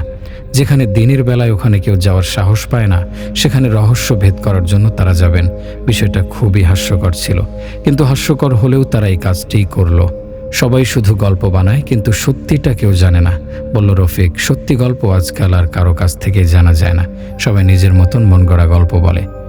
আমি বাজি ধরে বলতে পারি কিছুই নেই ওখানে, হেসে উঠল কামাল। আর এমনও হতে পারে ওই জায়গায় এমন কোনো গুপ্তধন আছে যেটার কারণে ওখানে কেউ একজন মানুষের আনাগোনা যেন কম হয়, তাই এমন গুজব ছড়িয়ে রেখেছে। নাহিদ একটু দ্বিধায় থাকলেও শেষ পর্যন্ত রাজি হয়ে গেল, কারণ ও একটু অন্যরকম ছিল, পড়াশোনায় ভালো এবং অন্যদের থেকে একটু বুঝদার। রাত ঠিক 12টার সময় তারা 3 জন লণ্ঠন হাতে নিয়ে বাড়ির সামনে এসে দাঁড়ালো। দরজাটা সামান্য ফাঁকা ছিল, যেন তাদের জন্য অপেক্ষা করছিল। চারপাশে এক অস্বাভাবিক নীরবতা, ঘুটঘুটে অন্ধকার, শুধু আশেপাশে ব্যাঙের ডাক আর কিছু রাত জাগা পাখির শব্দ ছাড়া আর কোনোই শব্দ নেই। তারা ধীরে ধীরে দরজার ভেতর পা রাখলো। দরজা দিয়ে ঢোকার আগে 3 জন 3 জনের দিকে বারবার তাকাচ্ছে।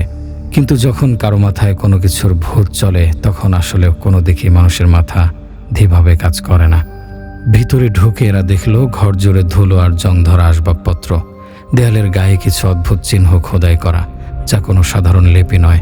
ঘরের মাঝখানে পড়েছিল শুকিয়ে যাওয়া মোমের ছাই আর একটি কালো মোড়ানো খাতা। তারা সবাই একটা জিনিস ঢোকার সাথে সাথে বুঝতে পারলো যে তারা যে কথাগুলো শুনেছে সেটার কিছুটা হলেও মিলছে। বোঝা যাচ্ছে এখানে কেউ মোম জ্বালিয়ে অনেক কিছু লিখে একটা কিছু করেছে। এগুলো কোনো সাধারণ লেখা নয়। ফিসফিস করে বলল নাহিদ। নাহিদ বরাবরই চুপচাপ থাকতো। সে হঠাৎ এমন একটা কথা বলে উঠত যেটা শুনে শরীরে একটা হিম বয়ে যেত। জামান কৌতূহলী হয়ে খাতাটা তুলে নিল। পাতাগুলো ছিল পুরনো, কিন্তু লেখাগুলো যেন আজও তাজা। লেখাগুলো খুবই অদ্ভুতভাবে লেখা। এমন লেখা এর আগে কখনোই পড়া হয়নি তাদের। কেমন একটা অস্বস্তি ফিল হচ্ছে সবার ভিতরে, যে এই পৃষ্ঠা খুলবে সে আর কখনো মুক্ত হবে না। লেখাটি পড়তেই চারপাশের বাতাস ভারী হয়ে উঠল। ঠান্ডা অনুভূতি ছড়িয়ে পড়তে লাগলো ঘরময়। মনে হলো যেন আশপাশের এসব কিছু কথা বলছে। কি এক অদ্ভুত পরিবেশের আগমন হলো। বাতাসের মাঝে কেমন যেন একটা চাপা শব্দ ভেসে এলো, যা স্পষ্ট নয় কিন্তু অনুভব করা যাচ্ছে। রাজু চারপাশে তাকিয়ে দেখল জানালার পর্দা ধীরে ধীরে কাঁপছে। কামাল হাতের খাতাটা ফেলে দিয়ে বলল, আমাদের এখনই বের হয়ে যাওয়া উচিত। কিন্তু দরজার দিকে এগোতেই তারা বুঝতে পারল দরজা আর খোলা নেই। এই দরজা দিয়ে একবার ঢুকে যাওয়া যায় ঠিক, কিন্তু বের হয়ে যাওয়া সম্ভব। হঠাৎই দরজার ওপাশ থেকে বিকট শব্দ এলো, যেন কেউ নখ দিয়ে দরজায় আঁচড় কাটছে। কেমন যেন একটা কুটকুট শব্দ সেখানে। নাহিদ আতঙ্কে পেছনে তাকিয়ে দেখল দেয়ালের সেই অদ্ভুত চিহ্নগুলো ধীরে ধীরে লালচে হয়ে উঠছে। আশেপাশের সব চিত্রগুলো কেমন যেন হয়ে যাচ্ছে। সবকিছু কেমন যেন স্বপ্ন স্বপ্ন মনে হতে শুরু করলো। শুনলে হয়তো মনে হবে এগুলো কিভাবে বাস্তবে সম্ভব। ভাই, আসলে যাদের সাথে ঘটনাটি ঘটেছে তারা জানে তাদের সাথে তখন কি হচ্ছিল। জামান, দরজা খোলো। জামান দরজার হাতল ধরতেই সে হাত পুড়ে যাওয়ার মতো সরে গেল। দরজা গরম হয়ে গেছে। নাহিদ দেখল মেঝেতে আঁকা গোল চিহ্নগুলোর মাঝ থেকে কিছু একটা উঠছে। ধীরে ধীরে মাটির ফাটলের মধ্য থেকে বেরিয়ে এলো একটা বিকৃত হাত। এটা কোনো মানুষের হাত নয়। লম্বা আঙ্গুল, কালো ত্বক আর ফোলা ফোলা শিরা। জামান হঠাৎই চিৎকার করে উঠল। তার চোখ একদম সাদা হয়ে গেল। সে কাঁপছে। সে কেবল একটাই কথা বলছিল, ও চলে এসেছে। তারপর জামান ধপ করে মাটিতে লুটিয়ে পড়ল। নাহিদ আর জামান দরজার দিকে দৌড় দিল। ঠিক তখনই দরজা নিজে থেকেই খুলে গেল, যেন কোনো অদৃশ্য শক্তি তাদের বের করে দিল। তারা প্রাণপণে ছুটতে লাগলো, কিন্তু পেছনে তাকিয়ে দেখল জামান দরজার সামনে দাঁড়িয়ে আছে। তার চোখ একদম লালচে। সে ধীরে ধীরে বলল, আমি ওর হয়ে ফিরে এসেছি। তারপর দরজা বিকট শব্দে বন্ধ হয়ে গেল। পরদিন সকালে গ্রামের লোকেরা এসে দেখল জামানের কোনো অস্তিত্ব নেই। নাহিদ আর রাজু কিছু বলার ক্ষমতা হারিয়ে ফেলেছে। তারা যেন বোবা হয়ে গেছে। কিন্তু এরপর থেকে প্রতি রাতেই গ্রামের কেউ কেউ মাঝরাতে সেই পুরনো বাড়ির জানালায় এক অন্ধকার মূর্তি দেখতে পেত। সাধকের সেই বাড়িটি আর কখনো খোলা হয়নি। তবে কামালের পরিবার বলে প্রতি রাতে কেউ একজন দরজার সামনে এসে দাঁড়ায় আর ধীরে ধীরে দরজায় আঘাত করে। এখন যে ঘটনাটি বলবো সেটা আমাদের এক আত্মীয়ের নিজের সাথে ঘটে যাওয়া ঘটনা। ঘটনাটি তার মতন করেই বলছি। সে একসাথে অনেকগুলো গল্প আমাকে লিখে পাঠিয়েছে। ঘটনাটি বলতে গেলে আজ থেকে প্রায় 15 থেকে 17 বছর আগের। তখন আমার বয়স হবে বড়জোর 3 থেকে 5 বছরের মধ্যে। আমি তখন গ্রাম্য জীবনের অধীনে ছিলাম, যেখানে ডিজিটালের কোনো ছোঁয়া ছিল না। আশপাশের 2-4টি গ্রামেও তেমন কোনো আধুনিক প্রযুক্তি পৌঁছায়নি। শুধু একমাত্র মোটা ডিস্কোযুক্ত সিস্টেমওয়ালা টেলিভিশন ছাড়া। সারাদিন নিজের কিছু সমবয়সী বন্ধু বান্ধবদের সাথে ঘোরাঘুরি আর মায়ের হাতের খাবার খাওয়া, এই ছিল তখনকার জীবনের প্রথম লক্ষণ। বয়স ছিল অল্প, তাই বড় ভাইয়েরা মজার তালে তালে আমাদের চেলাদের মতোই রাখতেন। যেমন কাজ করাতেন ঠিক তেমনই রক্ষাও করতেন। আমাদের গ্রামটি ছিল খুবই খোলামেলা। এক বাড়ি থেকে আরেক বাড়ির দূরত্ব ছিল বেশ অনেকটা। সময়ের তালে তালে তা এখন একটু কাছাকাছি হয়ে গেছে। প্রত্যেক বাড়ির ঠিক সামনে পিছনে বিশাল বিশাল চাষের জমি ছিল, যেখানে 12 মাসই কিছু না কিছু চাষ হতো। আবার এইসব ক্ষেতের মধ্য দিয়েই ছিল অন্য জায়গা বা গ্রামের যাওয়ার রাস্তা। নারীরা বোরখার 2 পাশ 2 হাতে ধরে হাঁটতেন, যেন কাদামাটিতে লেগে না যায়। আমার মতো ছেলেমেয়েরা প্রায় ক্ষেতের বিভিন্ন জিনিস চুরি করত আর গ্যাং বানিয়ে রান্নাবান্না করত। গ্রামটি বেশ খোলামেলা হওয়ায় মাঝে মাঝে কিছু ভুতুড়ে ঘটনার কথা শোনা যেত। গ্রামের বিভিন্ন পুকুর পাড়ে মাঝে মাঝে কিছু সাদা কাপড় পরা বয়স্কদের দেখা যেত। তারা পুকুরে অজু সম্পাদন করে পুকুরের পানিতে হাঁটতে হাঁটতে ধীরে ধীরে বাতাসে মিলিয়ে যেত। এই ধরনের ঘটনা বেশিরভাগই দেখতেন বাড়ির নতুন বউরা। প্রায় প্রতিদিনই আমাদের গ্রামের ক্ষেতের রাস্তা দিয়ে নতুন বউ নিয়ে পালকি যেত। বেশিরভাগ সময় পালকি দেখা যেত শীতকালে। মাঝে মাঝে এলাকার লোকজন নতুন বউকে দেখতে চাইলে পালকি বাহকরা দেখাতো, আবার কখনো দেখাতো না। তো একদিন তীব্র শীতের ভোরবেলার কথা। আমি এবং আমার এক বড় ভাই ক্ষেতের মধ্যে ঘুরছিলাম। ভাই খেতে কি যেন এক ধরনের পোকার ওষুধ ছিটিয়ে দিচ্ছিলেন, আর আমি সেই ওষুধের বালতি হাতে নিয়ে তার সঙ্গে সঙ্গে ঘুরছিলাম। হঠাৎ দূর কোথাও থেকে কিছু লোকের পালকির গান গাওয়ার শব্দ ভেসে আসতে লাগলো। আমরা দুজন সেদিকে তাকিয়ে থাকলাম। কিছু মুহূর্তের মধ্যেই 4 জন পালকি বাহক কুয়াশা ভেদ করে একটি পালকি কাঁধে নিয়ে আসতে লাগলো। হঠাৎ পালকি বাহকরা কাদামাটিতে পিছলে পড়ে গেল ক্ষেতের অপর পাশে। ভাই আর আমি তাড়াহুড়ো করে তাদের সাহায্য করতে ছুটে গেলাম। ভাই পালকি ধরতেই 4 জনের মধ্যে একজন হঠাৎ গর্জন করে উঠে আমাদের উদ্দেশ্যে চিৎকার করলো, তোরা ভালো করলি না, তোরা ভালো করলি না। তার সঙ্গে সঙ্গে অন্যরাও এই কথা বলতে লাগলো। একসময় তাদের সঙ্গে ভাইও যেন দণ্ডে লেগে গেল। তাদের মধ্যে গ্রাম্য ভাষায় তর্ক বিতর্ক হচ্ছিল, আর আমি দাঁড়িয়ে দাঁড়িয়ে তা দেখছিলাম। হঠাৎ আমি একটি জিনিস লক্ষ্য করি, পালকির নতুন বউ জমিতে পড়ে আছে। আমি তাড়াহুড়ো করে নতুন বউয়ের কাছে গিয়ে তাকে মুড়িয়ে দেখতেই একটা চিৎকার করে ফেলি। আমি দেখি একটি অর্ধ খাওয়া লাশ, যার শরীরের প্রতিটি অঙ্গ যেন কেউ ছিঁড়ে খেয়ে ফেলেছে। চোখ দুটি বড় বড় করে খোলা, আর বউয়ের সাজ পড়েছিল। আমার চিৎকার শুনে ভাই তাড়াতাড়ি আমার দিকে দৌড়ে দিয়ে আসে। ভাইও একই দৃশ্য দেখে কিছু একটা বুঝতে পেরে আমাকে কোলে তুলে দৌড়াতে শুরু করেন বাড়ির দিকে। পিছন থেকে বিভিন্ন আওয়াজে কেউ আমাদের থামানোর চেষ্টা করছিল বারবার। অনেক বছর পরে আমি ভাই থেকে জানতে পারি যে সেই বউটা বেশ কিছুদিন আগে আত্মহত্যা করেছিল।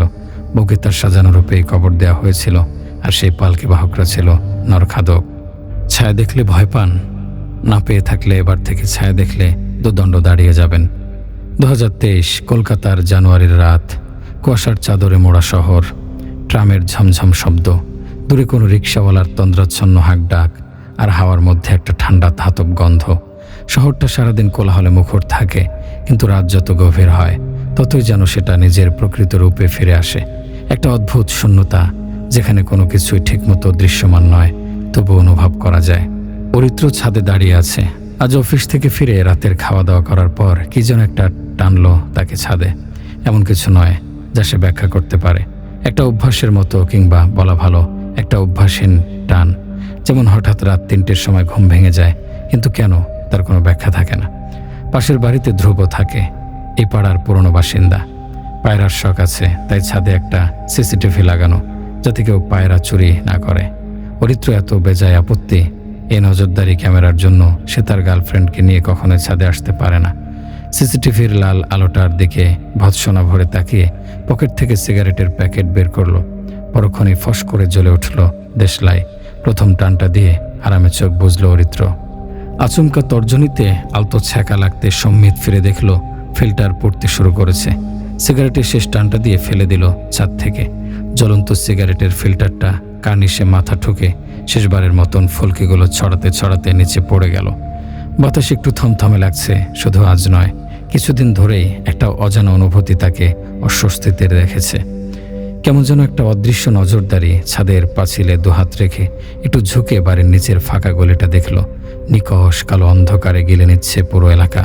অথচ আকাশে চাঁদ দিব্যি আছে নিজ মহিমায়, কিন্তু জ্যোৎস্নার আলো নিজ পর্যন্ত পৌঁছাতে পারছে না। 4 তলার কার্নিশ অবধি এসে কিসে একটা আটকে গেছে। আজকাল অন্ধকারে বড্ড নেশা ধরিয়ে দেয়। হঠাৎ একটা ফিসফিসানি ঠিক বা কানের পেছনে। আতকে উঠে পেছন দিকে তাকালো, কেউ নেই। শুধু জ্যোৎস্নার আলোয় শ্যাওলা ধরা দেওয়ালটা দেখতে পাচ্ছে। হাঁপড়ের মতন বুক ধরফর করতে লাগলো। সেই দেয়ালে একটা ছায়া পড়েছে। অরিত্রের ছায়া নয়, অন্য কিছুর, নাকি অন্য কারোর। এটা একটা সাধারণ ছায়া হলে সে পাত্তা দিত না, কিন্তু এটা ঠিক ছায়ার মতোও লাগছে না। আশেপাশে যা রয়েছে তার কোনো কিছুর সঙ্গেই এই ছায়ার মিল নেই। জ্যোৎস্নার আলোটাও কেমন যেন ম্লান থেকে ম্লানতর হয়ে যাচ্ছে। সে একদৃষ্টে ছায়ার দিকে তাকিয়ে রইল। বাতাস আরও ভারী হয়ে আসছে। ছায়াটা নড়ছে না, বরং সেটা যেন ক্রমশ গাঢ় হচ্ছে।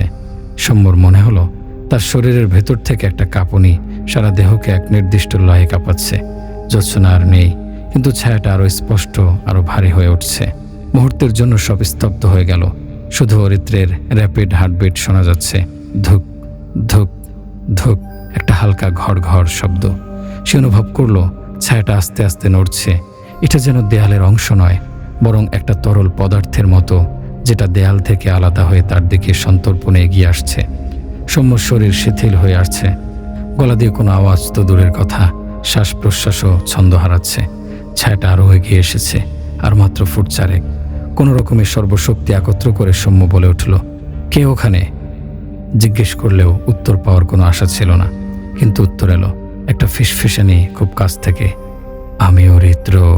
অরিত্রের পা অবশ্যই আছে, আর ঠোঁট নাড়াতে পারছে না, চিৎকার করতে পারছে না, শ্বাস প্রশ্বাসের লয় ধীর হয়ে আসছে। ছায়াটা এখন অরিত্রের একদম সামনে, 1 ফুটেরও কম দূরত্বে। হঠাৎ একটা ঠান্ডা স্পর্শ অনুভব করলো সে। অনুভূতিটা 2 পায়ের পাতা থেকে আস্তে আস্তে শরীর বেয়ে উপরে উঠছে। ধীরে ধীরে কিছু একটা তাকে গ্রাস করছে। কি একটা মনে হওয়াতে অরিত্র শেষবারের মতন সামনে ভালো করে তাকালো। ছায়াটার অবিকল মানুষের মতো অবয়ব, মাথা আছে, হাত আছে, পা আছে, কিন্তু মুখ নেই। মুখের জায়গায় অন্ধকার, গভীর এক শূন্যতা, একটা কালো নিঃসীম গহ্বর। এবার অরিত্র এর গলা দিয়ে একটা আর্তনাদ বেরিয়ে এলো।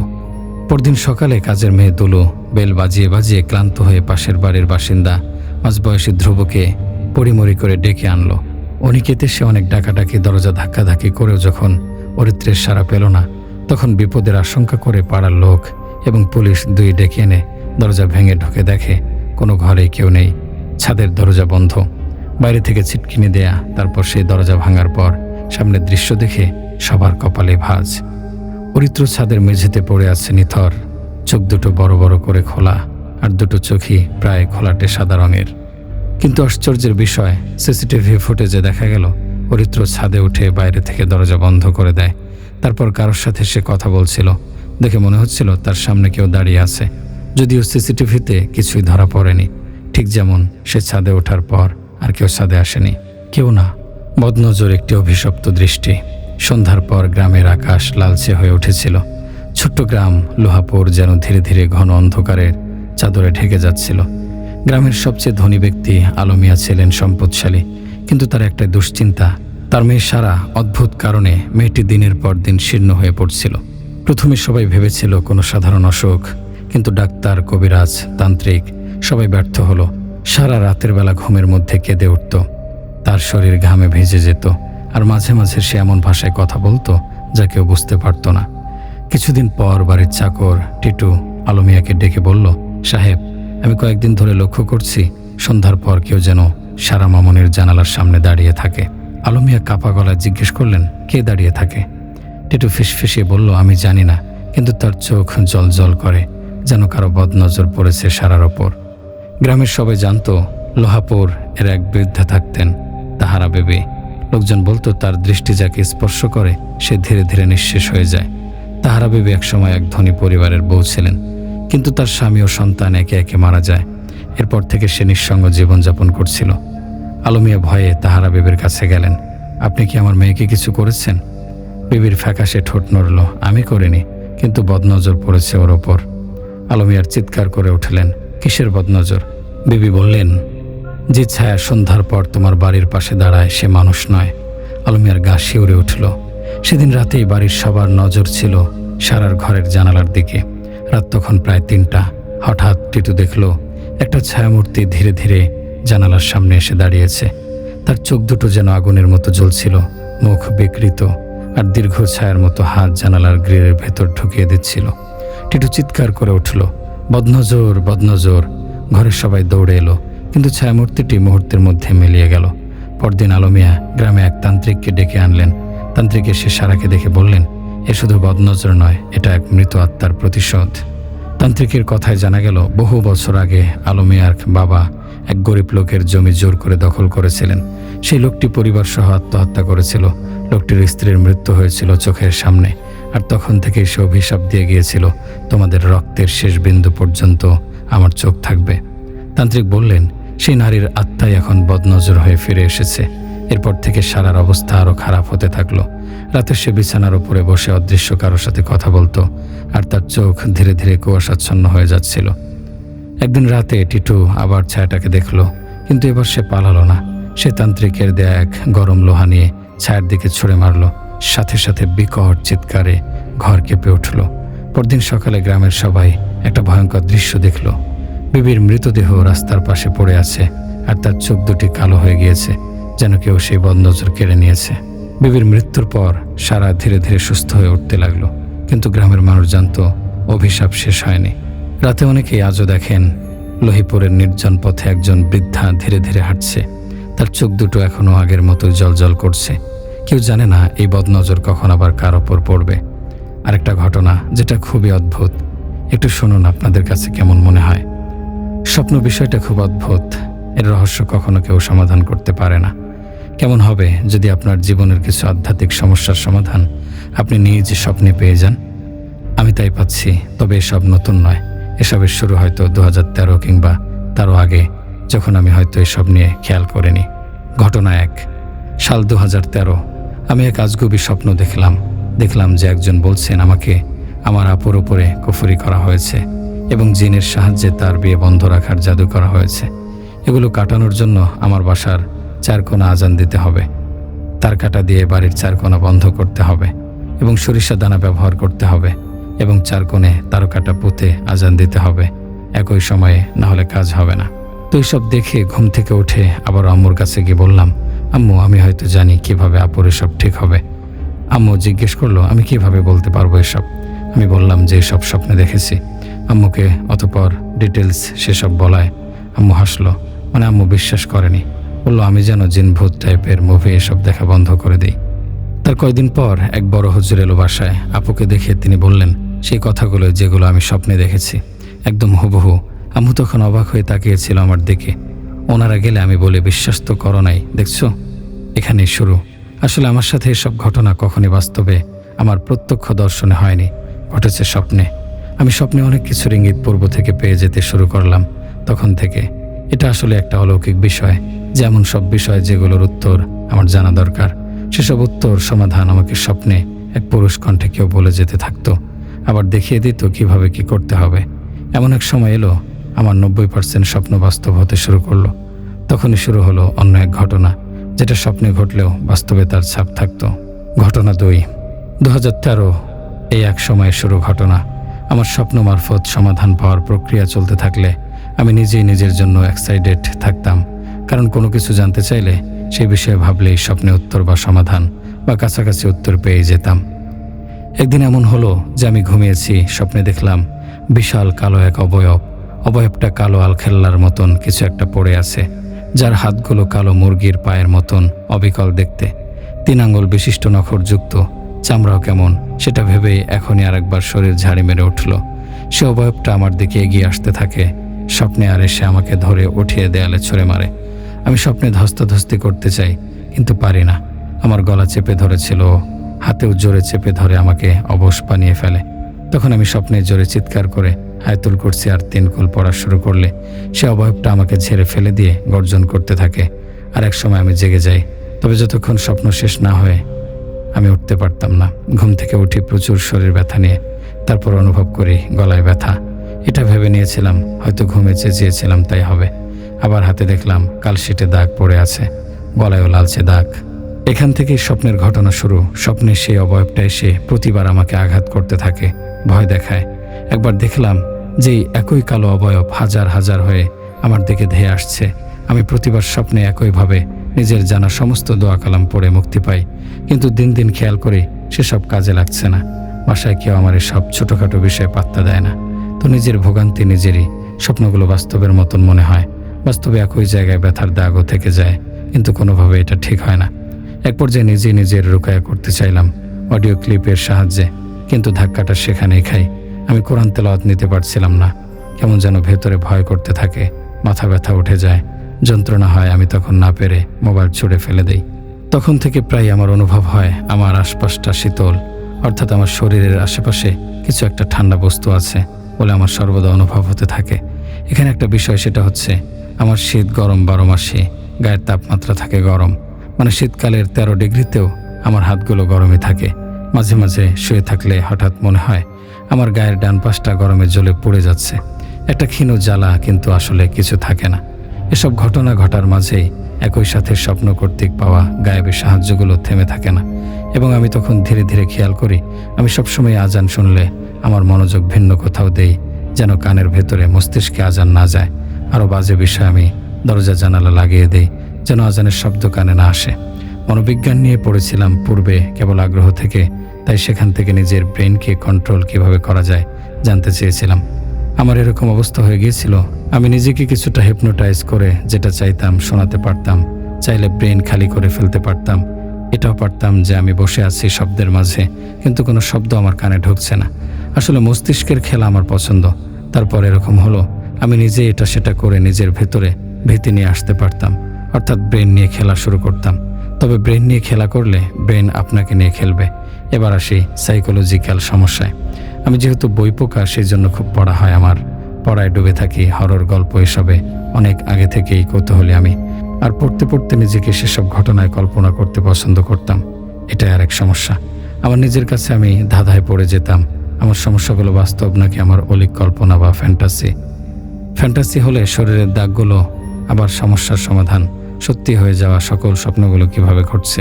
এর মাঝে একটা বিষয়, আমি লেখালেখি করতে ভালোবাসি। হরর জনরার গল্প লিখতে গেলে যেটা হতো সেটা হলো, আমার সাথে ভিন্ন ঘটনা ঘটা শুরু করলো, যেটার কোনো ব্যাখ্যা নেই, এবং এটা বাস্তব। ঘটনা 3। আমি বলেছিলাম আমি পড়ি, তাই আমার কাছে নানান জনরার বই সংগ্রহ করা আছে। এখন যদি আমি বলি এত জনরার মাঝে বেছে বেছে হরর অতিলৌকিক বইগুলো আমার বিছানার পাশে থেকে গায়েব হয়ে যায়, বিশ্বাস করবেন কি? আসলে এগুলোই ঘটেছে। রাত বেরাতে বই পড়ে পাশে রেখে ঘুমিয়ে গেলে খুঁজে পেতাম না। প্রথম দিন ভাবলাম আমার বই পড়ার ঝোঁকের জন্য এসব আম্মুর কারসাজি নয় কিনা, কিন্তু না, ঘরের কোনো কোনায়ও বই পাওয়া গেল না। এরকম করতে করতে আমার কালেকশনের সব হরর বা অতিপ্রাকৃত জনরার বইগুলো গায়েব হতে থাকলো। হাতে গণনা করলে সংখ্যা কম করেও হবে 10টার উপরে। বইগুলো বেশ মোটা। প্রথম বইগুলো পড়াকালীন পাশে রেখে ঘুমিয়ে গেলে গায়েব হয়ে যেত। তারপর থেকে আলমারিতে তালাবদ্ধ করে চাবি রেখে দিতাম। 1 সপ্তাহের ব্যবধানে একদিন আলমারি খুলে দেখি 5টা বই নেই। এভাবে প্রচুর বই হাওয়া হয়ে গেলে আম্মুকে প্রচুর বকাঝকা করি বই সরিয়ে রেখেছে বলে। আম্মুর চিন্তায় পড়ে যায়, এসব কিভাবে হচ্ছে। আমার মনে হতো আমি কি ঘুমের ঘোরে কিছু করি কিনা, কিন্তু আমার এসব অভ্যেস নেই। সেই হারানো বইগুলো আমি আজও পাইনি। আমার হাজার হাজার টাকার বই, যা আমার নিজের ঘর থেকে গায়েব হয়ে গিয়েছে। এরপর অনেক সময় হলে আম্মু বলল, আচ্ছা আমি তোর সাথে ঘুমাই, দেখব কি হয়। মজার কথা হলো আমার সাথে কেউ ঘুমাতে পারে না, কারণ ঘুমাতে দেয় না, সে যত যাই করুক। আম্মু আমার জায়গায় শুয়ে পড়ে, আর আমি এক কোনায় বসে ফোনে গান শুনছি আর চ্যাটিং করছি। হঠাৎ দেখলাম আম্মু পুরো বাজে রকমের কেঁপে উঠে লাফিয়ে বসে পড়ল। মোবাইলেই আলোতে সবটাই দেখেছি। আম্মুকে জিজ্ঞেস করি, কি হয়েছে আম্মু? আম্মু সোজা বলল, তাকে কিছু একটা ঝাঁকুনি দিয়েছে, আর তার বালিশের ভেতর থেকে তাকে কেউ খোঁচাচ্ছে। আম্মু সেই রাতে আর কোনোভাবে আমার সাথে শোবে না বলে চলে গেল। কিছুদিন পর আপু চেয়েছিল শুতে। সে শুয়ে তার হাজব্যান্ডের সাথে কলে কথা বলছিল। ও হ্যাঁ, এরই মাঝে আপুর বিয়ে হয় সম্প্রতি। আপু কথা বলার মাঝে হঠাৎ ও চিৎকার করে লাফিয়ে উঠল। আমি জিজ্ঞেস করলে বলে, ওকে কেউ ধাক্কা দিয়েছে আর বালিশে খোঁচাচ্ছে। অথচ আমার সাথে এসব হয়নি কখনো। ধীরে ধীরে আমার কেন যেন একদিন মনে হলো জিনের কথা। আমার স্বপ্নে পাওয়া সাহায্য সেসব জিনের কাজ না তো? ও, আমি বড় একটা বিষয় মিস করে গিয়েছি। তা হলো, আমার সাথে কেউ খারাপ কিছু করলে বা কষ্ট দিলে তার ক্ষতি হয়। সে যেই হোক না কেন, আই রিপিট, যেই হোক না কেন, তার তাৎক্ষণিক বা এদিক সেদিক দেরি হলেও ক্ষতি ঘটবেই। হয়তো সে শারীরিকভাবে দুর্ঘটনার শিকার হবে, না হলে এক কালো অবয়বকে স্বপ্নে দেখে তাড়া করতে। ছোটবেলায় আমার কুকুর ভীতি ছিল। কুকুরের দৌড়ানি খেয়ে ভীতি হয়েছিল, কিন্তু এইসবের মাঝে একদিন খেয়াল করলাম আমি কুকুরও ভয় পাই না, বরং সিটি বাজালে ওরা খুব সুন্দর করেই ওদের মতন থাকে। পাগলা কুকুর একটা ছিল এলাকায়, অনেকে ভয় পেত। আমি তার পাশে ঘেঁষে যেতাম, কিছুই বলতো না। এমনকি মাঝে মাঝে আমি সন্ধ্যায় একা আসলে কুকুর দেখলে ওদের দেখতাম পাশ ঘেঁষে হাঁটছে। বিড়াল মানুষ দেখলে ভয় পায়, দৌড় দেয়। আমি অপরিচিত যে কোনো বিড়ালের সাথে কথা বলে তাদের ধরতে পারি, এমনকি আমার পিছু পিছু চলে ওরা। এত সব দেখে মনে হলো আমার সাথে জিন আছে কিনা। তো একদিন আমার কি যেন মনে হলো আমি এক অকাজ করলাম। ঘটনা 4, সাল 2019। স্টুডেন্ট পড়াতে দেরি হয়ে যায় একদিন। বলেছিলাম আজান সহ্য করতে পারতাম না, তাই মাগরিব হলে স্টুডেন্টের বাসা থেকে বের হই। সেই এলাকাটা খুবই শুনশান। 2টা পরিত্যক্ত ডোবাও আছে সেখানে, যেখানে স্টুডেন্ট পড়াতাম। তো সেদিন সন্ধ্যায় আজানের পরপর ডোবাটার কাছে এসেছি। তখন কি মনে হলো আর বললাম, যদি আমার আশেপাশে কোনো জিন থেকে থাকে, তাকে তার অবিনশ্বর সত্তার কসম সে যেন আমাকে তার উপস্থিতি বুঝিয়ে দেয়। হাস্যকর, কিন্তু তারপর থেকে যা হলো নেওয়া গেল না। বাসার সবাই এরপর থেকে মাঝরাতে টুকটাক শব্দ পেত। আমার স্বপ্ন মারফত যা যা সমাধান পেতাম, সত্যি হওয়ার স্বপ্ন সেসব বেড়ে গেল। এমন বললে জানি না বিশ্বাস করবেন কিনা, আমি যা কল্পনা করতাম ঘটনাগুলো চোখের সামনে ঘটত। এমনকি একটা কোনো দৃশ্য চোখের সামনে ভেসে উঠল, যেমন ধরুন এইভাবে অ্যাক্সিডেন্ট, এখানে এইটা পাওয়া যাবে, এই নিউজ পাওয়া যাবে, রেজাল্টে 1 পয়েন্ট আসবে। সেসব পুরো মিলে যাচ্ছিল। সে আমার সাহায্যই করছিল বলা চলে, কিন্তু সেসব খুব ভীতিদায়ক হয়ে গেল। না পেরে জীবনে প্রথম তাবিজ নিলাম।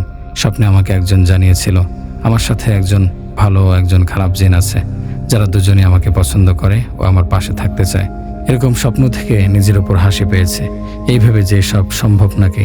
হুজুরের কাছে যখন তাবিজ নিতে গিয়েছিলাম, সে সুতো দিয়ে আমার হাতের কেমন এক মাপ নিয়ে সুতো অনেকখানি কম পেল। তারপর সে জানালো আমার সাথে দুইজন জিন আছে, ভালো ও খারাপ মিলে। তবে ভালোজন খারাপটাকে নিয়ন্ত্রণ করে রাখতে পারে বলেই আমি ভীতিহীনভাবে যা ইচ্ছা করতে পারতাম।